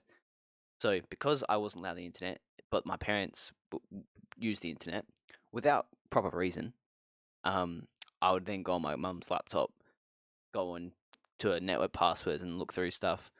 Um, Oh. go through like try to like kind of sneak. You know what I mean? And that's something you Yeah. shouldn't have your kids do is sneak because that's dangerous. No. I mean, look at kids and partying and stuff like that. Would you rather your kids drink underage at your house where you can see them and see what they're drinking and see who they're with? Or would you or would you be like, no, you can't drink. Drinking is only for like losers and people like down south. Mm. Then your kid's obviously gonna sneak out at night and then go to town and drink and whatever. And then if they know you really don't like it, they're gonna make sure that you don't find out. And as a parent, you don't want that. You don't want to be in the dark. You want to No. know. You know what I mean? So you got to be responsible, not responsible. You got to be professional. When I say professional, you're dealing with like your kids, but do what you want. I'm not trying to tell you how to raise your kids, but you got to have an approach that actually makes sense. Because my biggest problem as a kid was things didn't make sense. Adults were saying things, and they don't make sense to me because they don't logically make sense. Hmm. So it's all reasoning, I suppose. So I you had a just photo, yes, I just found a happy snap the mullet. of the hair. No, Have a look. it's not my wedding. This was like that. This was the long hair. Oh my! Which way I want to go in that way? I'll just make sure there's I like no you got a good toes. face. You should. How come you got the goatee? I like the hair. You look cool. You look like a There's bachelor. the Well, you long were a hair. bachelor. That was actually that's a cutie. I like that photo. That's a cute photo of me there. That was at a friend's wedding. Yeah. Um, and then, as I said, I grew that for the just the rebellious side of things because I was never allowed to do it. Um, and then one day I was driving past. Where is it? Driving past a hairdresser, and I went for a walk in. There was the locks before I walked in. Dude, I like that a lot. That's a nice set of hair looking like that. It was different. I mean, it would have been annoying. A bit It looks, blurry. looks nice. You look like a surfer man. But then it was all gone. There was Huh? that was the before and after, and then the before and after. Focus. There we go. Wow. So yeah, it was all, and that was a very emotional time of my life. And then there was a bit of a black eye, but there was a little sexy little Stanley right there. Focus, focus. Doesn't want to focus. Anyways, Yeah. there's a sexy, fresh cut Stanley. Fresh cuts. Um, but yeah, and then I got multiple tattoos. Obviously part of the rebellious thing. The worst I've got without revealing nipples. And Where's nipples banned completely on stream. I don't know. I don't know. I'll just cover. There was no nipples up Nipple. there. No. What's it say? So that says inhale the future, exhale the past. And Yeah. I've got there's me with a big bat, and there's my 3 kids, and there's my new kid there. Recent one I had was my little Ned Kelly one. Yeah. That was pretty cool. I've got this one here, which was this You got that there as well. Carpe diem. Carpe Diem. That was my first tattoo when I split up. Seize the day. That was my thing. And I had What? Temet Noche. Actually, you might have seen that on the Matrix. It's right on the doorway in a wooden plaque at the Oracle's house. So that's it's quite cool. Seize the night. Seize know thyself. Okay. So yeah. But yeah, so that's I got a DJ. My first tattoo. That was my first tattoo there. The DJ that it relates to, I actually got him to sign a local nightclub that I do security at. He Yep. was actually there, and he signed a piece of paper for us, and so I got that on there. So That's cool. his music sort of helped me out because music to me is my drug of choice. He's helped me out. Well, his music has helped me in a lot of dark places that I've been at, and yeah, that's his music sort of been there with me. Yeah. Through the good times and the bad. So I gotta ask. So my shoot. dad was a single father at some point, and people don't give fathers enough freaking credit wherever it's due, because people go, oh, fathers don't do shit, they just pay the bills and whatever, or they're just the money provider, and I'm like, nah, that's not true. Like my dad was getting, I don't know, like nothing. He was getting paid beans. He was waking up, having to work at 7 o'clock. He still somehow get us to school. He used to pick us up and stuff like that. Whereas when I was with my mum and my dad, I had to walk to school. My dad would Hmm. work, and then mum would Well, I sit on her ass and win competitions and stuff like that, and just like oh use my god, every mum did that. I yeah. shit you not. So My mum was the radio fucking phoner in her too. yeah, so my mum used to win competitions and stuff like that, and you know some cool stuff, but some stuff was silly. But she we used to have to walk to school. I had to make my own lunch as like an 8-year-old. I Hmm. don't care what any single person thinks. You should no 8-year-old should make their own lunch. You know what I mean? Like, but my life got better when my mum and dad split up. Um, at some point when he could keep hold on to the funds because he became from a two. Basically, what happened was from a two-person income, even though my mum wasn't working, but there's such thing as family tax benefit A and B. Hmm. She was getting all those funds, so that's probably with 5 kids. That's how much would that be? Like a grand a fortnight. Couple of dollars, yeah. Um, so basically, my mum went to Perth or whatever, or went to Adelaide, back to Adelaide, because we were living in Melbourne at the time.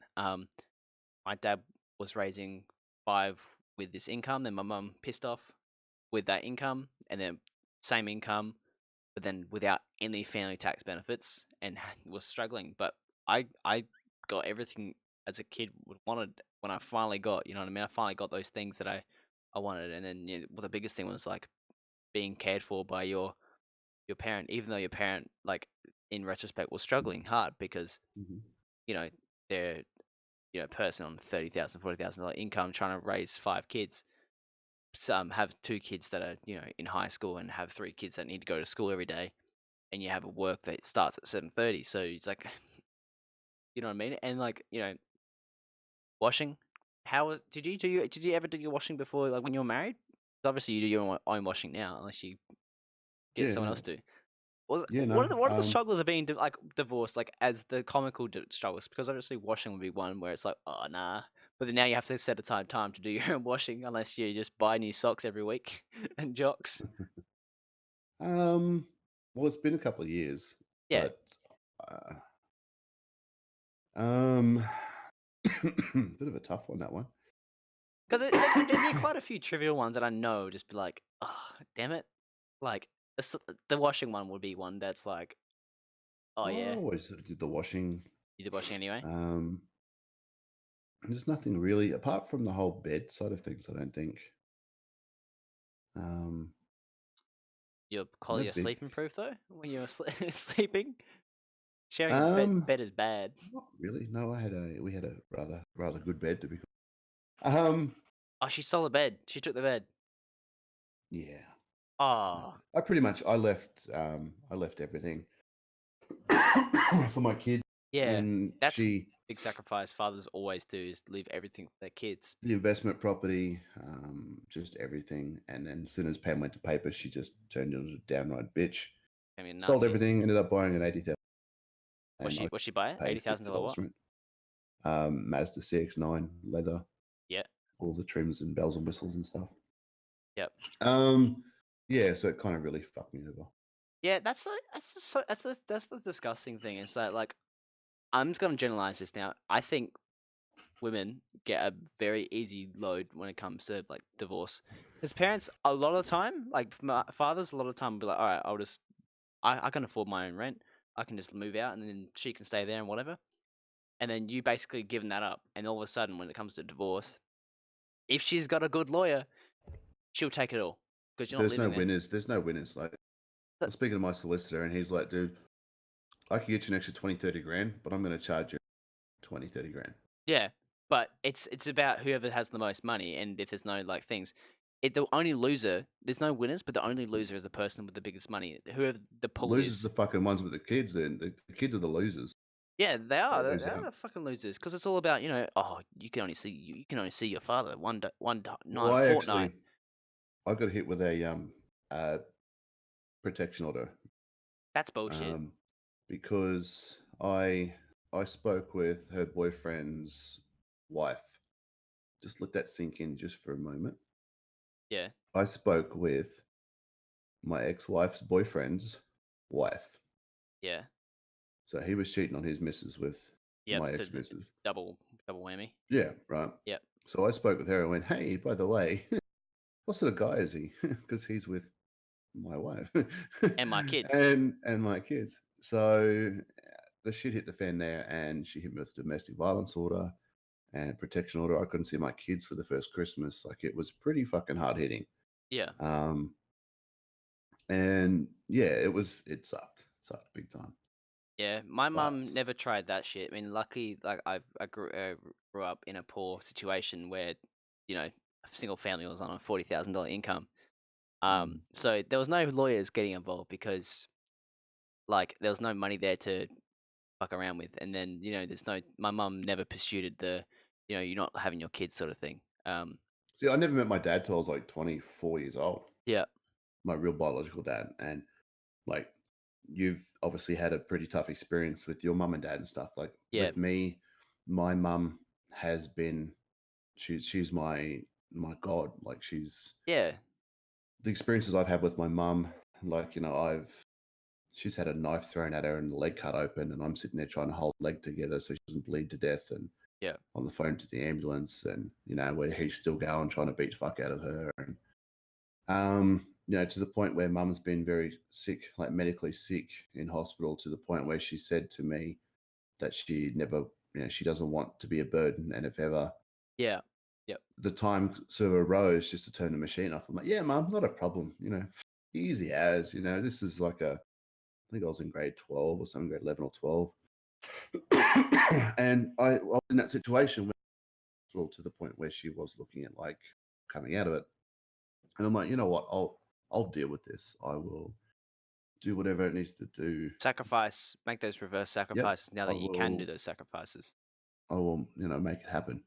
And I didn't. And she's still with us today. She's, yeah, her quality of life is not the best, but she's alive, she's working, she's you know, she's cool. But the relationship that I have with my mum is just such a unique one. Yeah, Like, and God help anything or anyone to get in between it, because it's just it's not going to end yeah, nicely. It just, yeah, but it's weird. But because I'd go a month without talking to her, like literally, she's like half an hour down the road, but I'd go a month without talking to her, and then she'd ring us up, or I'd ring her up. I'd be out shopping one day, which I've done time in the kitchen as well. But I'd be out shopping. I'm like, Mum, I don't know what to cook for dinner. Like, and I got this steak or I got this mince. Like, I don't know what I want. She's like, oh, why don't you do this? Why don't you buy some of this and stick with this? And I'm like, oh, okay, thanks, Mum. Bye. yeah, Like, it'd just be a weird ass conversation. If you knew what just happened there. But that's just the relationship I got with my mum. Like, she she rang me on my birthday, for Christ's sake. She's like, when are you going to take your nan out for dinner? I'm like, what? yeah, She goes, oh, happy birthday, by the way. I'm like, your nan's really sick. You need to take her out. I'm like, okay, yes, mum. I'm like, what? yeah. But that's just the sort of relationship I have with my mum. Like, it's amazing. Yeah, I mean, I've kind of got like everyone's raised differently and had different Most upbringings, definitely. but I don't never had that strong connection to. It's really hard because with dads, they're usually the ones behind the scenes working and whatever. And if it's just like a stay Mm, at home mum, then you're gonna be with them. But when that gets a spork in the works, like I still love my mum, but I don't have that connection that everyone has. Like, oh yeah, I'm a mummy's boy, or like I you just sort of thing. I never had that, so I can't really. Me personally, I can't connect with that. And when you're talking about all that stuff, I'm like, oh, it just seems foreign to me. It seems alien to me.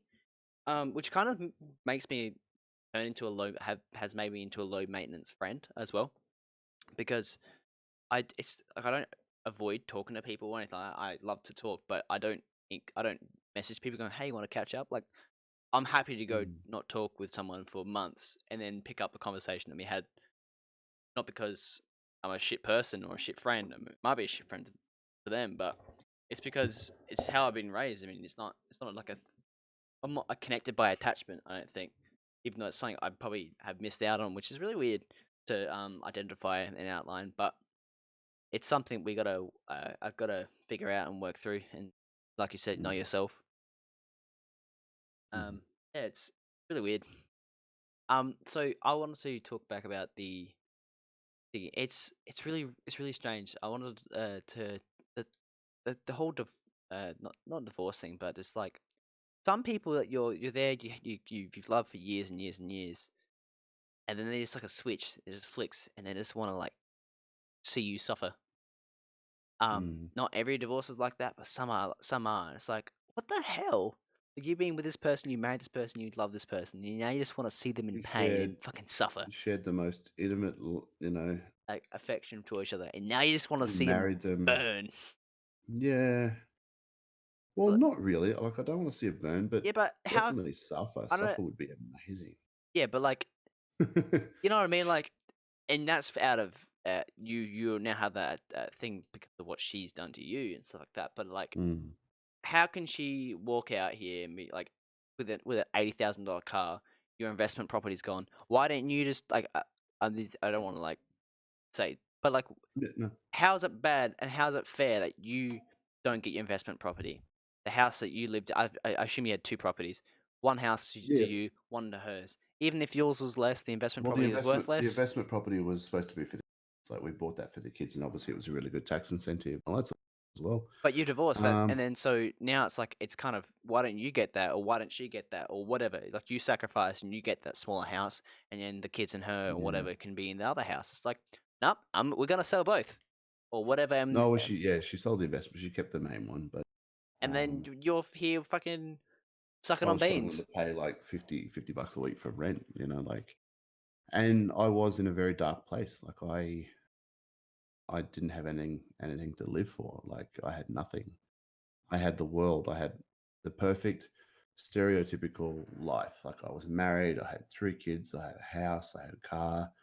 And I had the perfect life, and it was literally in a blink of an eye. It was gone, and I had nothing. Yeah, I had nothing to live for. I had nothing to. There was nothing. Couldn't see a future. I couldn't see. Yeah, there was. Yeah, and that was definitely not the place to be. Especially in that sort of circumstance. Like, it was just. Yeah, it wasn't the best. And if I can just, there is statistics and bits and pieces out there. There is quite a lot of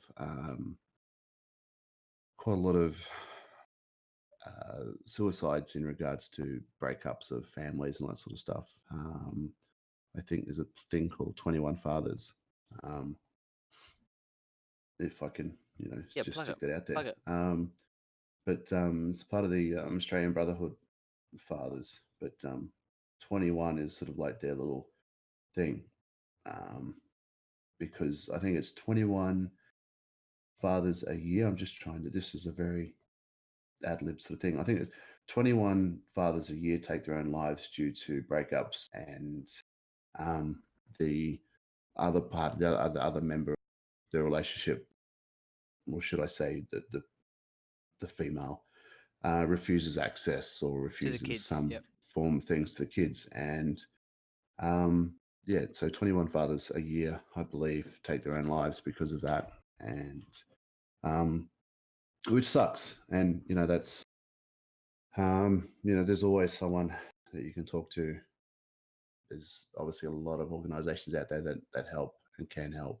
Yeah. But yeah, and unfortunately, like, the upbringing that I've had, like, I've been in, like, yes, you always see, you see someone without a finger, and worse because they don't have a finger, then they see someone without a hand, and then that person without a hand sees someone without an arm. Like, there's always someone than you, Yeah. which is how I look at things. And Hmm. like, I've been That's in it. the darkest of darks. I've been in places which would literally make you piss your pants and have nightmares. Like, I've been in those places, and now, like, I am in a professional environment. I enjoy the shit out of everyone I You come in can play contact with. video games. You know, I get to relive my childhood, dude. I get to play day. that's Like, honestly that's what resonates me. It's like people for me, like I didn't get to be on the internet. I mean, I play internet, but when I was like really young and whatever, no internet access. So now it's like no one can take that shit away from me. You know what I mean? And it's nice to see that That's mine, bitch. it's mine now. Like you and Neo and stuff like that. You guys still play video games in your 30s and stuff like that. And it's No, awesome. I'm ancient. 36 years old. You're like, hang on a minute, no, I'm 20. um, so it's really good to have you guys do it because it means there's Listen here, son. there's a projection for me to be like, okay, there's this age, it's still acceptable. And Hey, can I just say cheers, dude? cheers. Say cheers. Cheers. Just I got water. yeah, let me open that. Cheers. Cheers. Think. Cheers. I don't have any beers. I only have Morgan. I'm not drinking that straight. You won't have a shot. You won't have a shot of Morgan. Short cup. Have you got one? You won't have a shot. Yeah, I got one. Actually, yeah. One for me though. Oh no, not for you. Well, that's useless, isn't it? Yeah. But yeah, that's the thing is that's honestly why I respect my father is that he got us back home with the rest of our family. We moved to Melbourne because of because of mum and stuff like that. Start a new life, and it's like, well, that worked out well, didn't it? I mean, I lived at one stage with my dad in a trailer park. Like basically in Melbourne, there's like this trailer park that's like along the beach with a lot of but at some time we were like camping on a powered site in a trailer home, like, and I cannot thank my dad enough and all the people that help us get out of that situation. And you know, my stepmom has done a lot for us as well. She was going through a divorce during the GFC, and you know, she's done lots for me, and I can't thank her enough for that. And my dad, for you know, he's very lucky, but also he's been through a lot, so I think kind of balances the scales. And it's always there's always someone worse than your situation. There's also the situation will always get better. You may be in a lull, maybe you'll have a shit day, week, month, year, but it will get better. That's with shares, like basically the same. You can apply this to economics and other businesses. Is like you can't sit there and just like cry about it and be like, oh, okay. Like you got to make action and try to minimize those negative effects. But time will heal things. And if your business is not doing well, and you speak to a financial advisor and stuff like that, and the business isn't working anymore, e.g., Kodak, you got to adjust. You got to adjust things, but things will improve. Eventually. So, but also it depends how you look at it as well. Like, even the people that are having, you know, those weeks, the months, the years, like people are like, oh, but I'm now not in a suit and tie job. It's like you need to, as I said, as I was talking about you want a real job. The things, the you know, like what you can afford now that you're not spending. Like as I said, holiday, but like where do you want? Like, just break it down a little bit more. Like, yes, it's still perfect suit and tie job, but right at the moment, you can't even eat baked beans. You know, and then like no matter how shitty your situation, as you said, there may not be the massive improvement that you want, but you know, like now you're eating baked beans with a spoon. You know, like I know it's only like it's a shit thing. Like Yeah. you know, you're eating baked tin. You know, you're fucking trying to get in there and you're cutting your hands because you're trying to fucking scoop them out of that tin. You're eating it cold because you can't afford a microwave. Yeah. So now you're eating it with a spoon. Or you know, now that you're sticking them out in the sun, now you're warming it up. Like now you're eating warm baked beans with a spoon. Like, yeah, you're still in a shit spot. You're still in, you know, you're there. You know, you're rock bottom. But yeah, it all actually we can do a bit of a test, dude. This is actually quite cool. If you above your head a circle with your fingers, right? Just with your finger, you do a circle in a clockwise position, right? Oh shit! Kind of Clockwise. And as you keep going clockwise, bring it down a little bit. Bring it all the way down. All the way down. Keep going clockwise. Am I watching it? Keep going clockwise. Yeah, I'll go clockwise. Wait, keep going clockwise. like But this? Look down now. What? Look down at it. I don't. Yeah. What are you going like this for, dickhead? What? Okay, look at me. Reckon it's half of me. Kimmy. Okay, ready? So you go clockwise, Yeah. right? and then you keep bringing it down. Keep going clockwise. Keep going clockwise, and you look down at it now. Is it still going clockwise? Uh, yeah, it is going counterclockwise. Let's go counterclockwise. Keep doing that and go back up again. Wait, am I There doing you it or go. are you doing it? Now you go clockwise. Yeah. That all depends how you look at situations, dude. You're still doing the same fucking thing. You're still going in that direction, but you're now going counterclockwise. You're looking up, and now you're going clockwise. It all depends how you look at things. Yeah, that is a big thing. The good thing you touch on is because it's all about perspective and communication. Because Yes. 9 times out of 10, an argument, a bad situation is due to lack of communication and perspective. Have you had an argument on Twitter, on Instagram, on any messenger, and you say something and they're like, "What do you mean?" And you go, "Oh, I know. They misunderstood what I'm thinking." And then you go, "What the fuck do you? Whoa. What do you mean? What do I mean? I've said what And I mean. you're like, hang on. I've said what I mean. You're just not listening." And they go, "Well, fuck you. You're a piece of shit." And it's like, wow, that was quick. And that's just a lack of communication, and that's a big thing. I talk about my Yes. personal life is that my stepmom and I, like, I love her to bits, but we have our own thoughts, and we're very different people, and we're very strong-willed and strong-minded. But we had a huge argument this year, and it was all due to communication, lack of communication, expressing how we feel, and expressing of what we want, need, and what we think how the situation's evolving. She thought my life was turning inside out, and that I was like being destructive, and I was throwing away uni, throwing away this, that, whatever. And then I'm thinking, she's being a real hard ass and like being unfair to me, and like like going, just picking on me basically.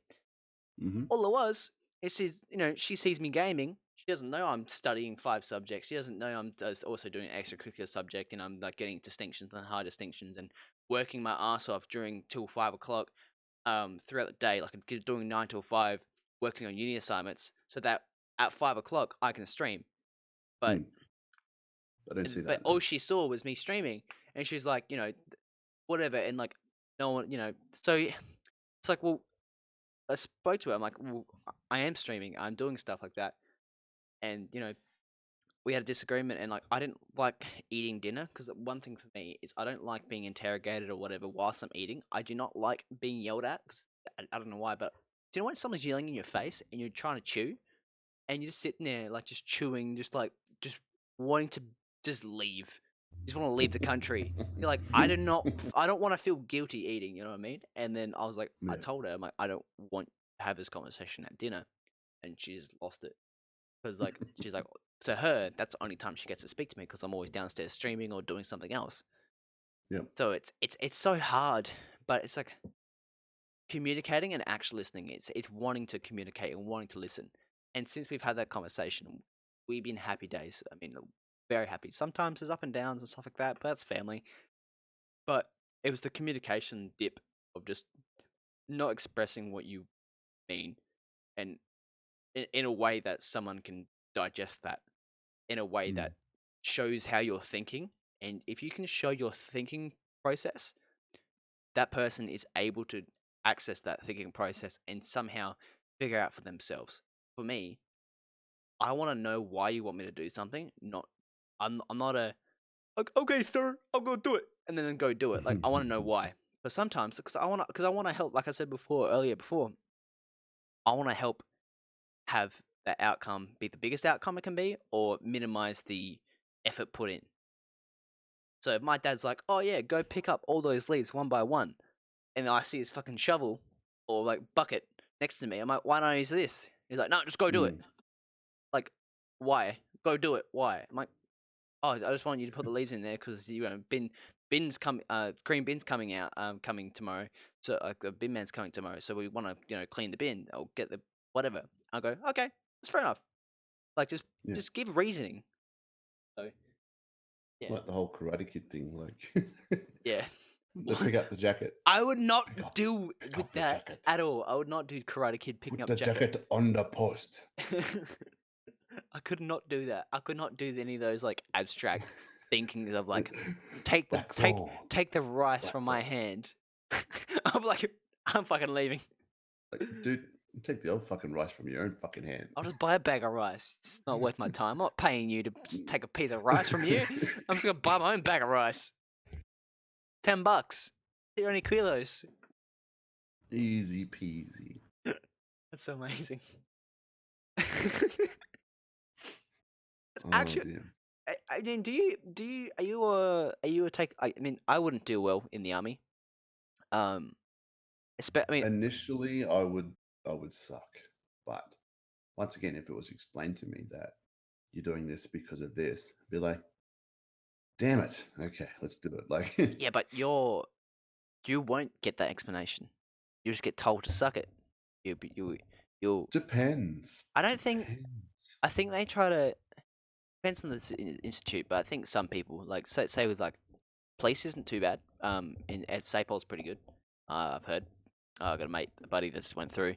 They're pretty good, but in any sort of thing where you have to instill discipline, you're probably not going to get explained why. Okay, okay, Joseph, this is why you're doing this But practice drill if right I now. went to a police academy, or if I went to an army or a Navy SEAL or like something, like if I went to the corner shop and they're like, "Oh, you must tap once, you must," I'm like, "Dude, just take my money." No, you must pay. It's like, no, just this is how I'm paid. Like, eh, obviously, you'd have expectations. Yes, parenthood is there's no book. There's no obviously, yeah, there's guidelines. You can't flog your kids anymore. But no, there's no. Look, I'd smack my kid if he smacked someone. If he's punched someone in the head, I'd smack him in the head and be like, "That's not fun, is it?" Like, do when they punch kids and you just punch them back, not hard. And you go, "Oh, that wasn't nice, was it?" Depends. You know what I mean? Like, Depends. Definitely can't answer that on the grounds that it may incriminate me. But yeah. But do you know like when like you see mums like when kids biting someone, the mum bites them back, and you're like, "Oh, that's not nice, is it?" oh, Not take flesh out, but it's like the kid fucking just learns quickly that it's not a good thing to do. oh shit, yeah, okay. I've actually seen that. But It's anyways. hilarious. It's like, and I think it comes with like trained parenthood. It's like when you have a third kid, you're like, all right, I'm just gonna just like, I don't give a fuck anymore. This kid's being a shit. I'm just gonna bite him back. just let it go. Just yeah. And that's why grandparents are amazing because usually grandparents are the people that do that. Do that sort of like logical thinking. It's like, okay, you're being a shit. Instead of putting you in the timeout, I'm just gonna bite you back. Like it's quick, easy, and it gets the job done. And that kid won't bite anyone anymore because like obviously they want to get bitten. It's definitely one way to think about it. Yes. But like I don't know. I don't think like as I got smacked in as a kid, but like I hated it. But most of the time when I got I smacked, wish I I only got haven't. smacked as a kid. But yeah, what the Got mental flogged. manipulation, Got wooden flogged. spoons and stuff broken. I had fishing rods. I had spoons. I had Spoons are bad. studded belt. I had what else did I have? But most of the time, it's Um, like the parents when parents did that, they'd like you take a cookie from the cookie jar when mum didn't tell you to, and now you got flogged with a belt. You're like, okay, why does that make sense? it's just a fucking cookie, like that's all you got. You That's your know, lunch the next week. yeah, like Mm. yeah. So I mean, some parents should need to go get a license. But unfortunately, there's no like, what is the line? Mm. Like, yes, you're allowed to spank your kid below the belt, with an open hand, blah blah blah. But you and me, I'm sure we'd spank different. Like, what size of you? Like 4 foot what? No, 4 foot, 6 foot, chief, 6 foot what? But six yeah, I foot mean, like, zero. what's the line? And a lot of smacking and spanking as such, it's not done out of, it's done out of It's just it's very selfish though. I think smacking kids. I think you'll get as a parent, you're getting something out of it. You're getting the satisfaction of going, you know what, this little shit, because you love them, but also they're your biggest enemy. You go, this little shit's gonna get it today, and then you go, take that. yeah, I don't Because know. Like, it's a tolerance thing. Because you wouldn't smack your kid for everything, but there's a certain tipping point when you go, well, that's it, mate. You're done for. You know what I mean? but then that kid, yeah, I don't know. It's But there it's are one of some those things that Yeah. Because I mean, I got a friend. They I'm not gonna do a he she whatever. Because I won't They identify them, but um, they have a they child. they used to get beat up Oh, okay. for so basically the neighbors knew the situation, their situation, and their mother was also um unfortunately like beat too by this dude. The neighbors used to Mm, drop them off from school, so they because if they were so hard, if they were like home late, then they'd get beat. mhm, If they were home mhm. early, they'll get beat. If they weren't, if they were getting picked up and they went to the wrong car park and made their dad wait, they'd get beat. Um, Wow. if the neighbors, if they were walking and the neighbors picked them up and dropped them at the front door, they'd get beat. So a super nice guy, right? Yeah. And You'll have to he, send me these details. yeah, I want his details Go too. go say hello. Um, it's horrible. Hey, welcome to the Deer and Stanley show, Ta! asshole. Headbutt. Sorry, Gator and Deer show. Yeah. So, um, those people, yeah, right. But the neighbor used to drop them at the corner because if the father saw them Yeah. at the front door, so basically they used to do that for them.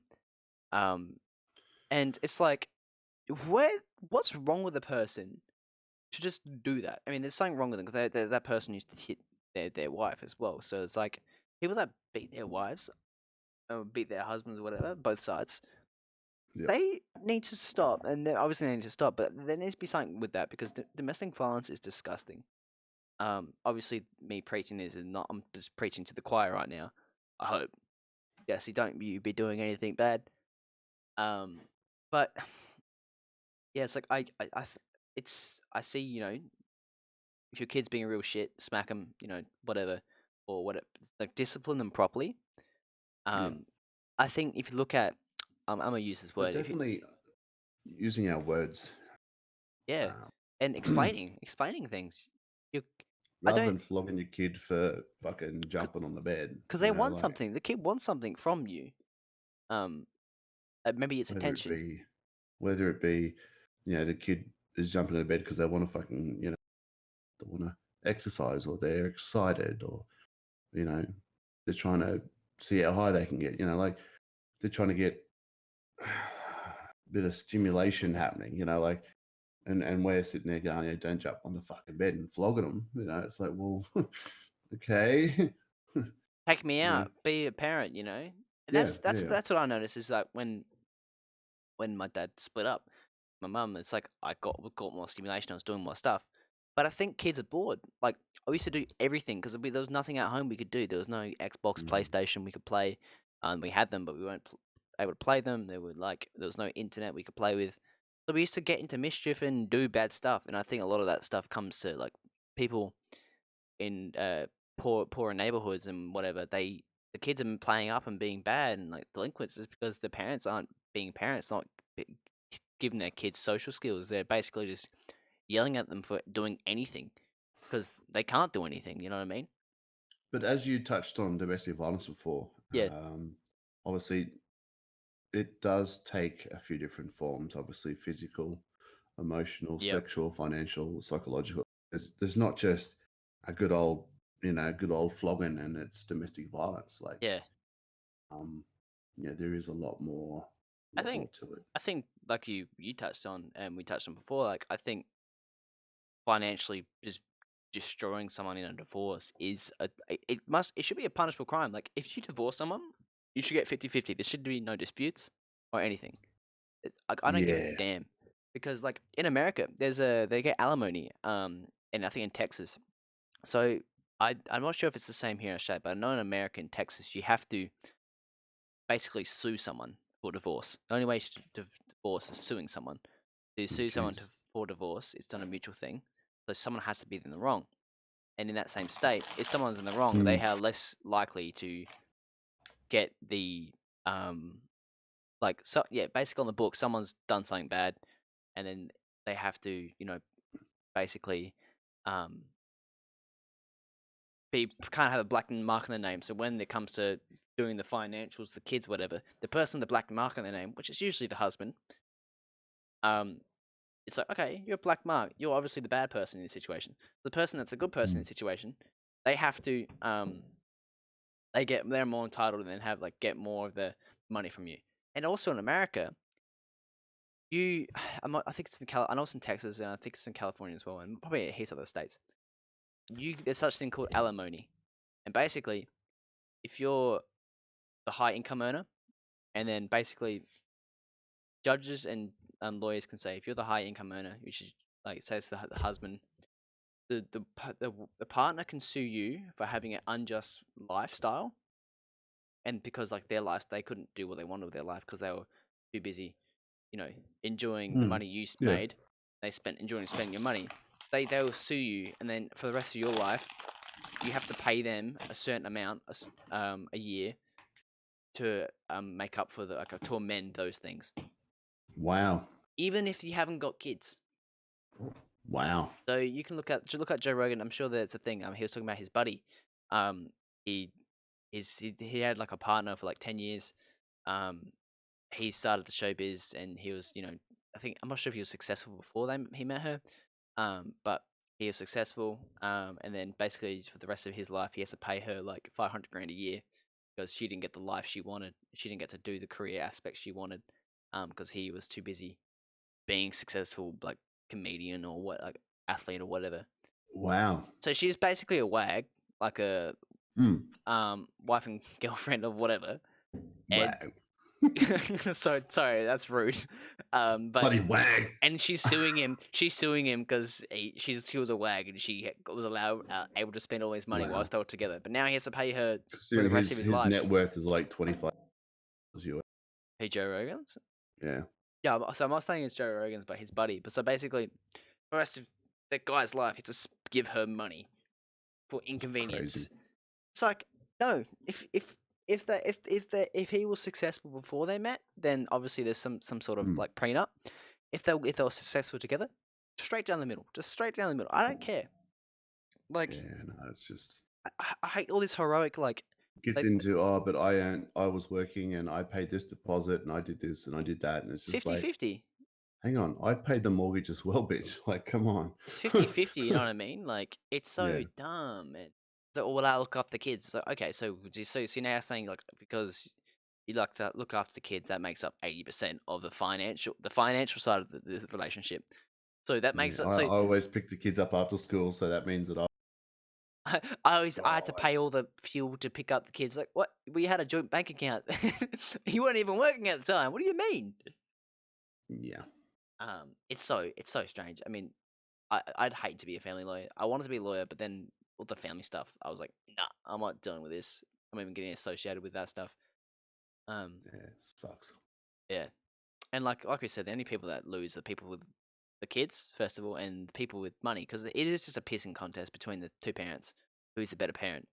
As a kid, Mm-hmm. I mean, I didn't have it, but as a kid, you have two Christmases, two birthdays, two birthday parties, and whatnot. You know what I mean? I never had Yeah.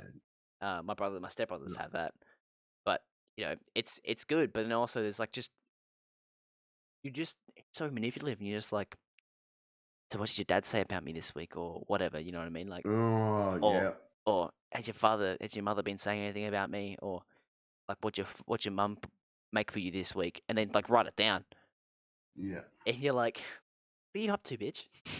Mm-hmm. I mean, my mum never did that. My But dad kids never don't did that, but understand that. As a kid, you don't understand that shit. You just, yeah, mummy said this. And you don't understand the ramifications. yeah, Oh, mummy said you're a dickhead. But, it's like, you understand that now daddy's now going to go back to mum. yeah, Then the kid feels if something ever happened, the kid's like, oh, it's their fault. yeah, now that they're fighting, it's now my fault. Um, and then they don't tell you shit. And then it just opens up the door for when they get older. And they need to tell you shit and they can't because they remember that one time. Just, Mm. fuck, it's just like everything affects the kids. And I think the biggest thing is it always affects the older sibling. So much. It's catastrophically if a big breakup happens, it affects the like older sibling. Like my apart from my dad, my biggest like role model is my oldest brother. Reese. He is a bloody angel. I mean, no one's perfect. Um, Hmm. but he is a Well, huge role model for I've me.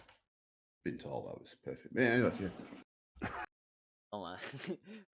He's a huge role model for me. He's done some stuff. He's like written off cars, drink drunk, like drunk driving and stuff like that. Um, but that was, probably because he didn't care about his life. It was being Hmm. catastrophic. Was wanted to But we get out of definitely there. wouldn't recommend doing Drunk. drink driving alone. Oh Yeah. no, definitely not. He doesn't recommend it either. But he just didn't care. It was like he was a catalyst. He just wanted to like care about it. Hmm. So, but he's come back from that. He's now a business owner. He's comfortable. He's paying off a big mortgage by himself, and I think he has trust issues because of obviously, my mum was a bit manipulative when it comes to talking to kids because kids are easily manipulated by their mothers. Like it's a Mm. fact. Who you gonna trust more, the dude that comes home with a goatee, or your mum, your loving and caring mum that is with you all the time? Mm. Obvious one. Yep. Um, so there's a bit of manipulation there and stuff like that. But he helped me a lot. My To add to this, like one day I like this is going back to the like kids playing up. I ran home from school because my teach it was Father's Day, or Mother's Day or something like that, and my mum went to Perth, left us kids at home by ourselves. My oldest brother was 13. Um, I think it was Father's Day, and I didn't get to see my dad that weekend, and Mm. so I was like, I'm gonna go to the toilet because I didn't want to get like I wanted to get my dad something, but didn't have money to buy him anything from the shop. Because my mum didn't get any. Obviously, I wasn't working, so I couldn't find money. I think I lie. I did buy like a pen or something. Because I found money around the house, so I got my dad like the best dad ever pen or something like gold, like silver pen, and he was working, and he was living in like another straight up home, and we could only see him like on the weekends every second fortnight, and Mhm. it wasn't because my dad wasn't allowed to see him, but it was because my mum was too lazy to deal with having to, you know, have him pick us up all the time.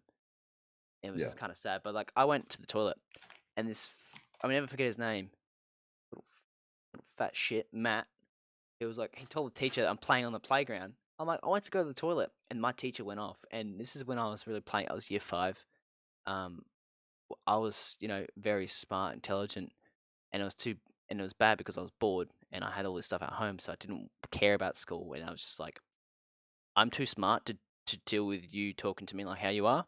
I mean, Mm.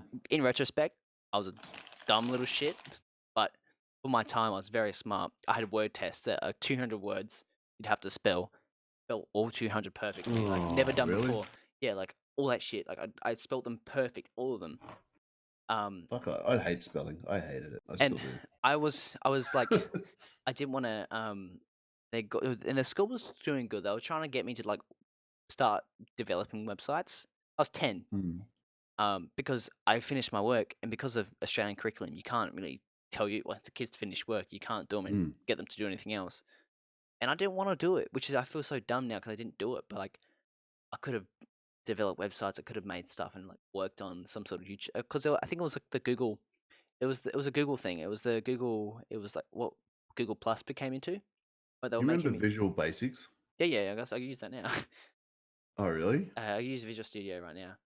I remember them at high school having made this little program up, stuffed it around with the principal, and we'd move files on his computer and stuff. And it was just like, it was we Yeah, got so much trouble for it. yeah. But yeah. Yeah. Um. So like I did all that crap, and then so I went to the toilet, and the teacher went off at me, and I was like, I fucking lost it. I was like, nah, fuck you. I'm going home. I'm sick of yours. I'm sick of your shit. You're being unfair to me. Like you can't do that. And then I just walked home. And my home was just around the street. My house is around this thing from school, and I walked to school every day. Um. So I was like, nah, I'm going home. The vice principal and principal came for me, knocking on the door, just boom, boom, boom, Oh my like god. trying to get me, and I was like, "No, I'm not coming." I'm like bawling my eyes out, and my brother, um, dropped my mum off at the airport because she was going away to see her boyfriend, and so we Mm. were home alone. And my brother was driving back, and he got T-boned, like 100 k's T-boned in his ute, and had his car written off that day. And here's me just like being a little shit, causing a trouble at school. And I was like bawling my eyes out, like, "Can you pick me up? Can you pick me up?"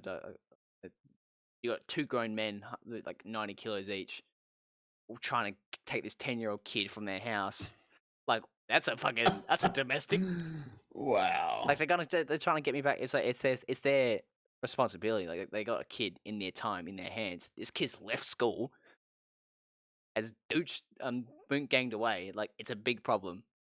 Mm. I think I had credit on my phone, but I don't think I had credit on my phone because mum didn't put credit on my phone.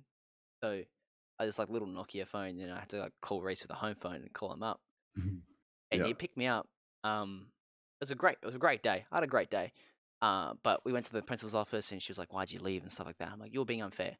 You always, the teacher was being unfair to me. She like talked down to me. She didn't like me because I talked back. I didn't like her telling me what I can and can't do without a reason, and that's probably where it stemmed from. Is that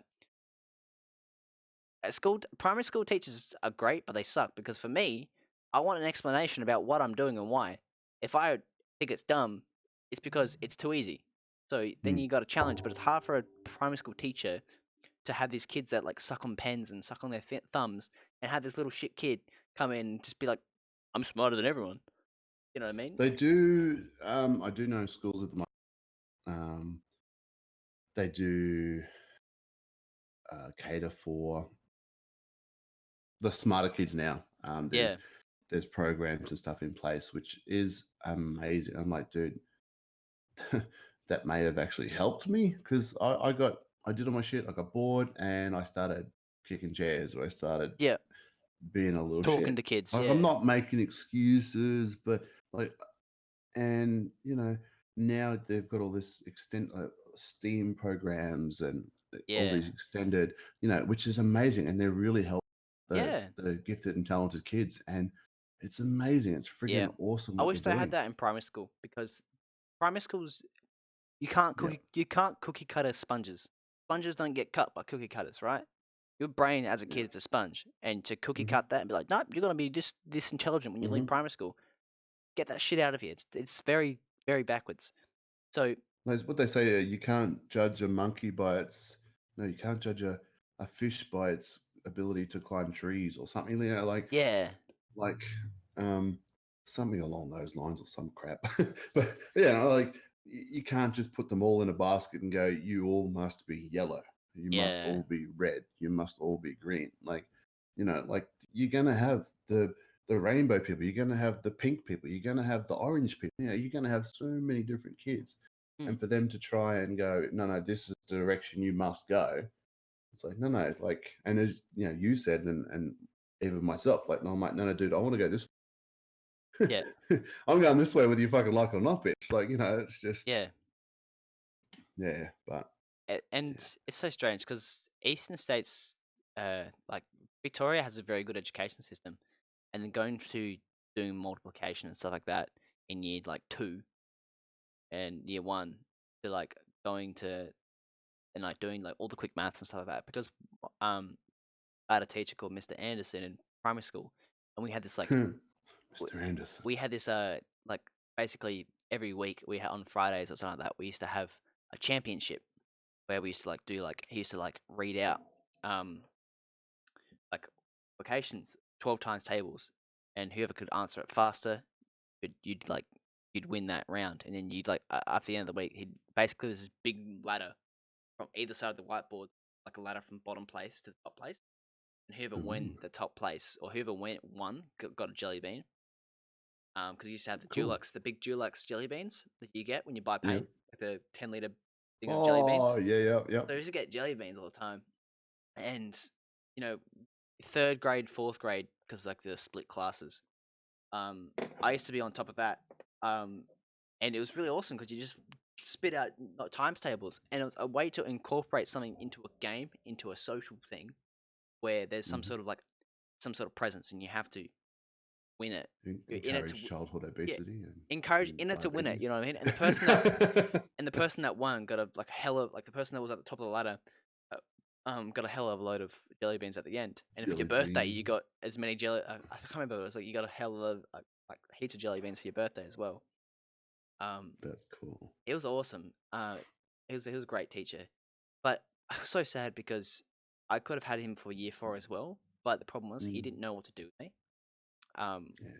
which is kind of sad because like he was really intrigued. I really liked him as a teacher, but then him to go, well, I don't know what to do. I don't like the school didn't know what to do with me, and it's so scary because like it was a country town in Victoria, so um, it's I don't know how to explain. What like it's like where's a big city in Queensland that's not it's like a town like not Cooktown, Big. um, Townsville or something like that. You know, like it's big, but it's not that big. Like Geelong, you know, it was in Rosebud, so um, in Victoria. So it's Okay. yeah, it was like do you know Geelong? Like not big city, but not quite as big as Melbourne. Yeah, I know Geelong. No, Gold Coast, Gold Coast. It's Yes. like not as Okay. Yes. not as big as Brisbane, but it's big. Yeah. Yeah. But you know what I mean, like something smaller than that. Um, Hmm. they didn't know what to do with me. So you know, Yeah. it's I think I'm glad that they had the GNT classes now because I got put in that. Once again, I cried in year 8. I got put in the gifted and talented class, um, because you know you got smart kids that can bounce off each other. You can make these kids Yeah. do accelerated work and make them do other work that normal kids wouldn't cope with. I mean, granted, a You lot of us probably associate yourself with like smarter people, but you don't. yeah, You and know, I got a lot not out not of that it. that's a bad thing, but yeah. Yeah, I got a Yeah. lot out of it, honestly. A lot out of it. Even though when I was in year 9, I didn't want to be in that class anymore because I was class the G. I felt like Malcolm in the middle, when he got put in the GNT class. Because like I'm too cool to be in that. I don't want to be with these dweebs, but they were great people, and they're one of the few people that I still talk to today. Is because they're the ones that are going to uni. They're the ones that aren't superficial. They're the ones that are true people. Like the ones that Mm. you look at them and go, okay, I can figure you out. You are who you say you are. You're not bullshit. Um, but we bounce off them. There's a lot of political debates in year 8 and 9. We used to like yell at each other. Where you have the cool smart kids that would like fight it off with the nerdy smart kids.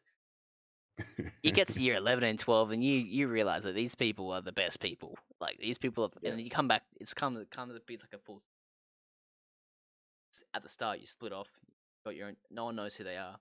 Then you split off to the cool kids and the smart kids, and then you come back full circle. Go, you know what? These guys are the best, the most valuable assets to this school and Mm. to social groups. Is these people like are the people that are gonna get shit done.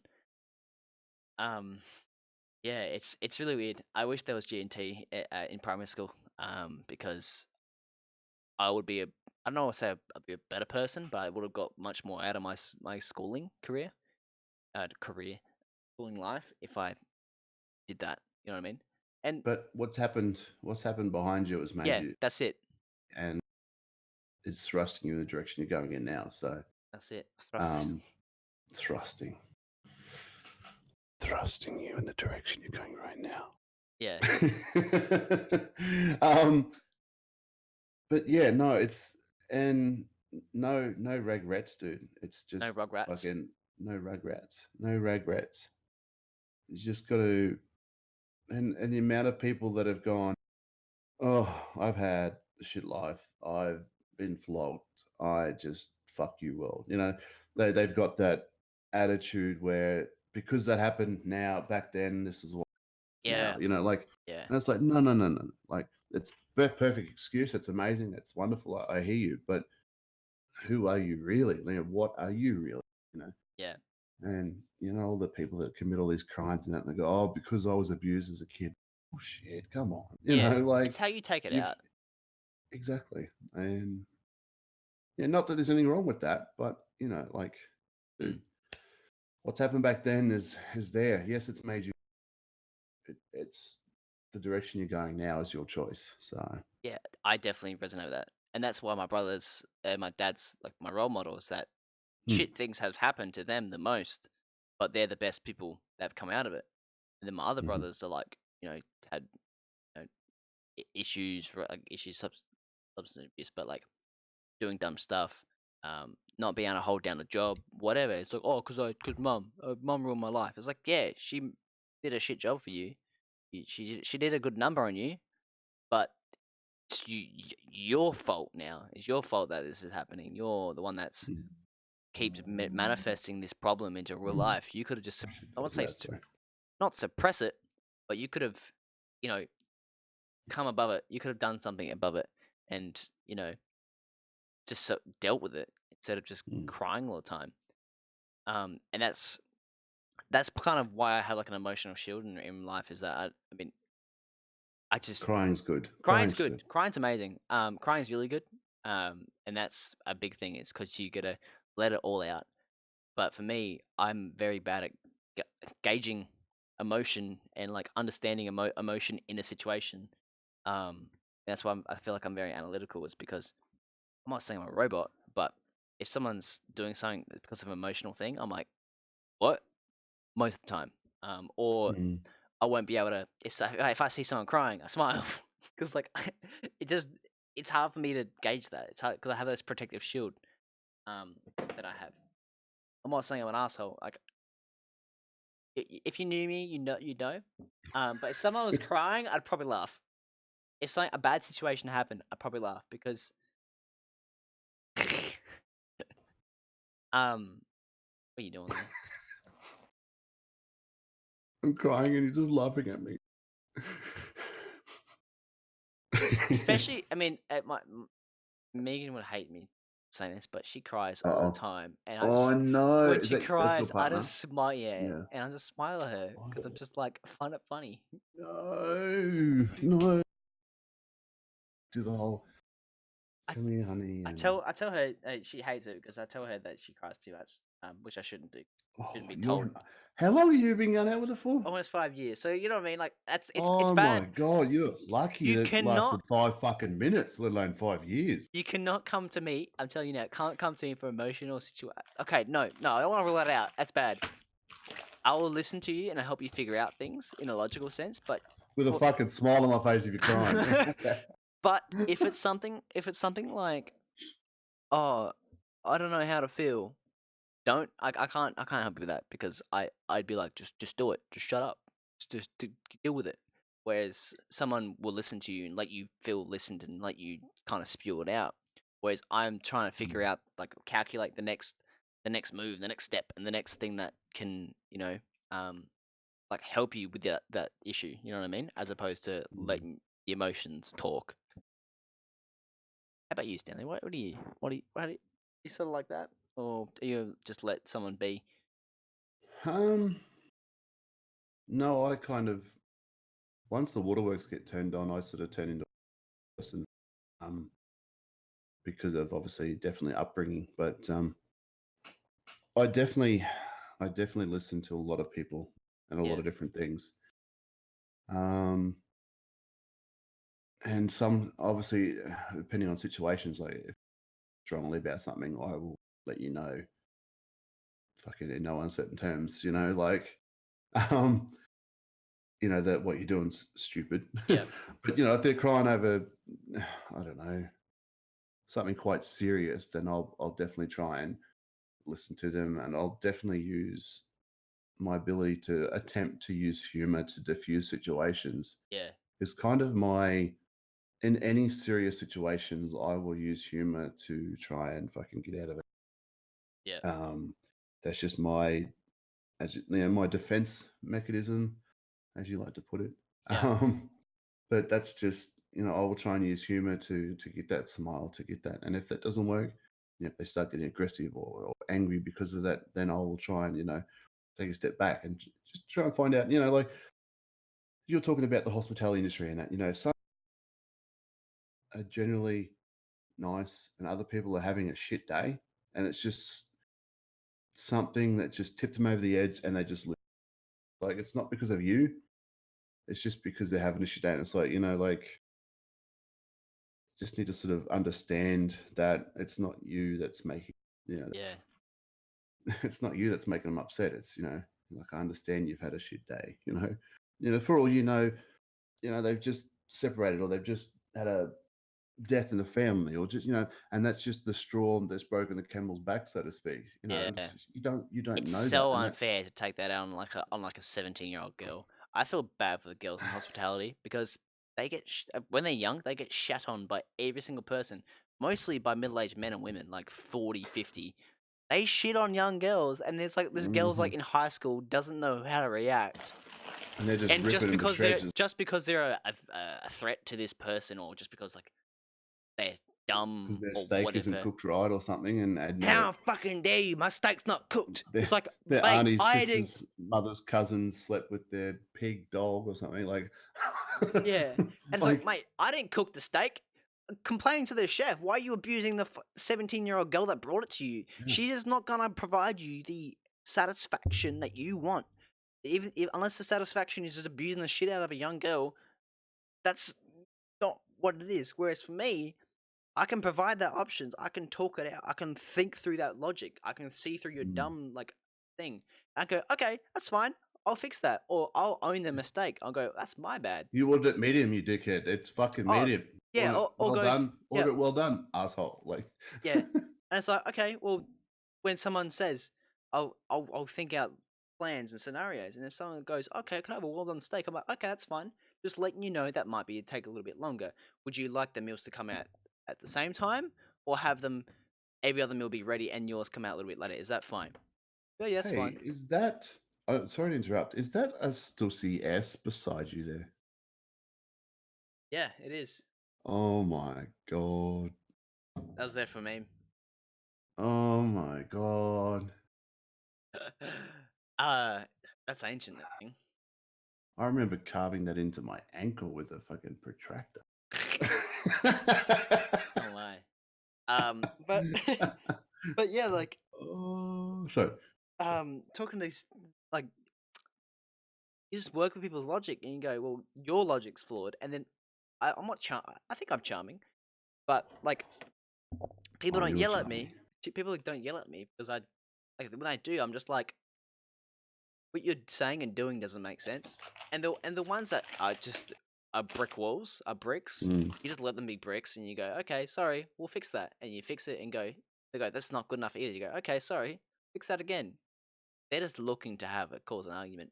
But if people Mhm. genuinely have a problem with, or genuinely have a problem, I'll own it if it's my mistake, or I'll help them get through it. I go, okay, so we can, can we, put something else on, or we can get something else instead. Um, do you want to have the refund or something like that? And generally, I have a good experience with customers, but it's about trying to resolve the problem, resolve the conflict, as opposed to getting defensive or whatever. Because it's really hard because with young teenagers, they don't know what they're doing. They're not a stakeholder of the business. So they can't offer things that can't be offered. Oh, can we shout your coffees at the end of the meal for your Yeah. troubles? So If they did that, they get their ass kicked because they. they think that, you know what I mean? Yeah. Whereas like, I will offer that because I go, if my boss goes, well, why'd you yell in coffees? Only I can. We'll go, well, they had a problem with their meal, or they had a problem that we stuffed up. So this is going to lead them with a result of being happy at the end when they leave. Yeah. Plus a coffee costs how many cents? That's You it. It costs asshole. 40 cents, and you just ruined it like $20 done. That's like $5 Yeah. steak. What's more beneficial? Um, and so he's good. My boss is great. But does he watch your I don't know. podcast? I don't say probably not. Probably not. Cheers to Dare's boss. He's funny because he's 24, but he acts like a nunno, and he loves it. So he wears a singlet. Um, if anyone's Italian, you know your nonnas and nunnos tell you to wear singlets underneath your shirts because it's cold. If you don't wear a singlet, you'll catch a cold. Mm. Flawed logic, but he wears a singlet every day. Oh Um, my god. and he has no concept of technology. Hilarious. He's 24, mind you. Wow. It's great, but yeah. I go along with him well. But yeah, some customers are bricks. I'm telling you that now. Unfortunately. They just they just want to have trouble. It's like my stepmom did it the other day, a couple last year. It was a special on the specials board, and it sold out. And she said, "Oh, sorry, it's unavailable." This is on Mother's Day. I was like, "Oh, this special sold out." She's like, "What? How can it be sold out? It's on the menu." She's like, I just looked at it. I was like, it's a specials menu, It's man. a special. And then the other one was sold It's out all the too. old shit we want to get rid of. So thanks. But anyways. Actually, no. The stuff they Oh, okay. sell is usually just like a good price. That they like some reps selling them something for a good price. Hey, I got these. I got, I don't know. Yeah, it's out of date in a week. You try and sell as much as you can. Yeah. Oh no. What? Oh, it's like, oh yeah. It's like, oh, I found I don't know. Got a kilo of pumpkin. I don't know. Got some wagyu beef here. Yeah. Would you like that? Would you like it? And it's like, how can it be sold out? You're selling it. It's like, this is like the busiest day in hospitality, Mother's Day, going to dinner for Mother's Day. Of course, it's sold out. And the other meal, it was sold out, and she was just sour to the girl, this poor girl, and she's like being so nice, and then she's like, because this person was so nice, it pissed her off because it's so nice. So how can she be so nice with me being so angry at her? She's so, And it just winds them up even more. yeah. Whereas I Oh. go like, okay, sure, no worries. Like, I'll fix that. Is there anything else we can provide you? Like, because I'm trying to like, this is so like manipulative, but I'm trying to make sure that if they have a problem in the future, I've given them every reason to raise it. Mhm. And if they don't have a problem, if they do have a problem, then I go, well, sorry, I apologize. I told us sooner. Fine. It's fun. Playing. That's why I kind of don't want to leave hospitality because not playing with people, but dealing with people like that. So it's a challenge, but also fun because it's helped me understand because I have that lack of emotional engagement. It's helped me manage people, manage them, like minimizing their anger, minimizing like it's just humorous to me. And 3 years of doing psychology at high school and uni is I don't do psych degree, but I've done some topics. It's so fun, so fun. It's amazing. I could go on about this forever, as you could tell. Yeah. What is this? Is this Deer and Deer number 5? See, I just sit there and just let me talk. Deer. Oh, that's it's the Deer and Friends. Deer and Deer number 5. Deer and Deer number 5. But so where to from here? Where's your next podcast?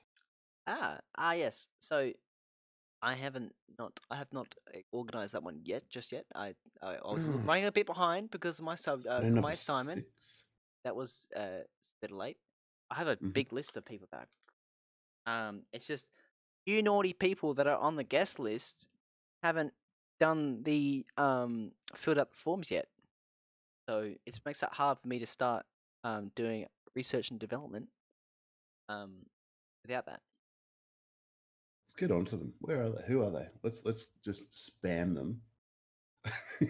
Altari was one that didn't fill out the form. It was frustrating. You had him on last week, didn't you? Yeah.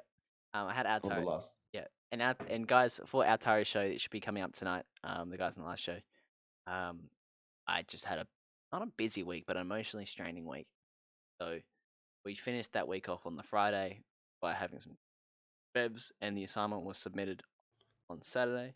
So that's all done and out of here. But the episode should be up tonight, and you should expect the clips and stuff to be up next week.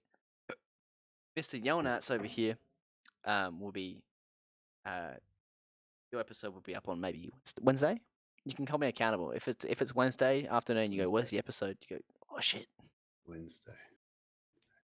Wait for your Wednesday.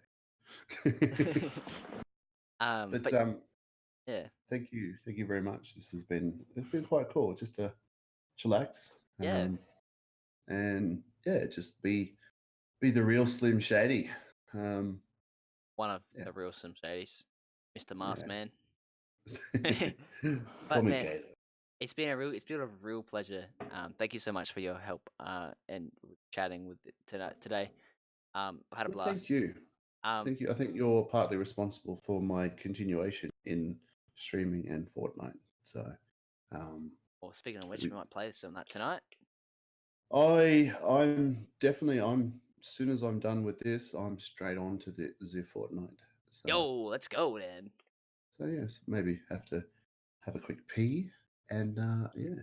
Yeah. rehydrate, get some more drinks, and my lollies are gone cold and my pizza's so yeah, we'll but Well, no, where can we find you? The people on the podcast and the stream and the YouTube, where can they find you, Mr. Stanley? well, in regards to YouTube and what do you call it? Twitter? I was gonna say Tinder. There, Tinder. Oh, Twitter and YouTube. I'm I'm a bit. I, I'm not down with it, but I do have links on my profile. You can find me on Twitch. Just search for it's YLNATS. YLNATS. that's YLNATS, and on Twitter Yes. is it YLNA4T5? It's it's Twitter. It's YLNATS 83. 83. There you go. Yes, because yes, 83 is my year of birth. I said all that sort of stuff's all new to me, the whole Twitter and YouTube, obviously, yes. But at the end of the day, I just want to play. I just want Yeah. to stream. The whole reason I started streaming is to show everyone how crap I was at the game. And the whole reason I started the game was to keep in contact with my son, Yep. which I've said a few times. But yeah, so that's the whole reason I started. Next minute, I'm at 1,400 followers, give or take 100 or so, but that's just anyways. But 1,400 followers going strong. I've got like 56 subs now. Wow, Um, that's a lot. so like that's definitely It's three better times than a more than me. poke in the eye with a blunt stick. But going strong. Well, I got 4 or 5 the other night, those Twitch Prime ones. Wow, that's I don't know how insane. that's yeah, I thought I got botted again. Well, the first time actually, and then I don't know, just weird. Um, but yeah, no, I pretty much stream every day. I think in 8, 9 months, I've only missed probably 5 or 6 days. Every day, ranging from an hour or two to 10 to 12 hours. So Yeah, yeah. just depending on how it's going, how I'm feeling, and yeah, definitely not a PG rated stream. Definitely like to wear my heart on my sleeve. So yeah, that's just me. If you don't like it, sorry. If you do like it, welcome. But I do use code DEAR just Aha. until code YLNATS is available. Um, but no, definitely use code DEAR. So Hell yeah. yeah. Little plug. If I get a thousand code users, I'll get that little llama. That llama on your shoulder, I get on my body. You get on your what? Your bottom? Body. I don't know where. Oh, body. I thought you said bottom. I'm like, dude, say what? Yeah. So that's a little accolade I'm doing. Just So what do we got to get to? 1,000. I'll look up the number of people that are using it right now. I think it's in the hundreds. And it's at your face right now. I'm like, how can we get people to use your? Let's just flog shit out. I want to see this llama. You got to get a live stream tattoo. Are you allowed Yeah. to do that? Yeah. Live stream tattoo of the loot llama on your ass. I meant body, on your body. People, and it's just weird because people go like, "Oh, like you're all you, also, it's all about money, whatever." I don't want to get myself kicked off the program, but it's like it's literally less than. Did you get like 1% or not even that? Like you got to. So I've got 135 supporters, and I'm not gonna say the figure, but let's say it's less than You got like $25 from that month. 13 cents, $13 something. But Yeah, no, it's just like, yeah, it's good, it's great, but it's not the biggest money no, it's earner not. It's not a huge money in the earner. West. Granted, But granted, if you have like a million code users, that's a lot of money, unless no one oh, uses buy something from the item shop. But true, um, true. like I think Scissor and Tifu had like a million plus, so that's about 100 grand a week, How 100 grand a dare you month. swear? Would you say that T word for? Yeah, it's like 100 grand a month. Oh, But with 1,000 code users, I don't expect to earn that much. it'll And pay for your I tattoo. was pay for the tattoo, 100%, dude. Exactly. That money could go towards a tattoo. Hell yeah.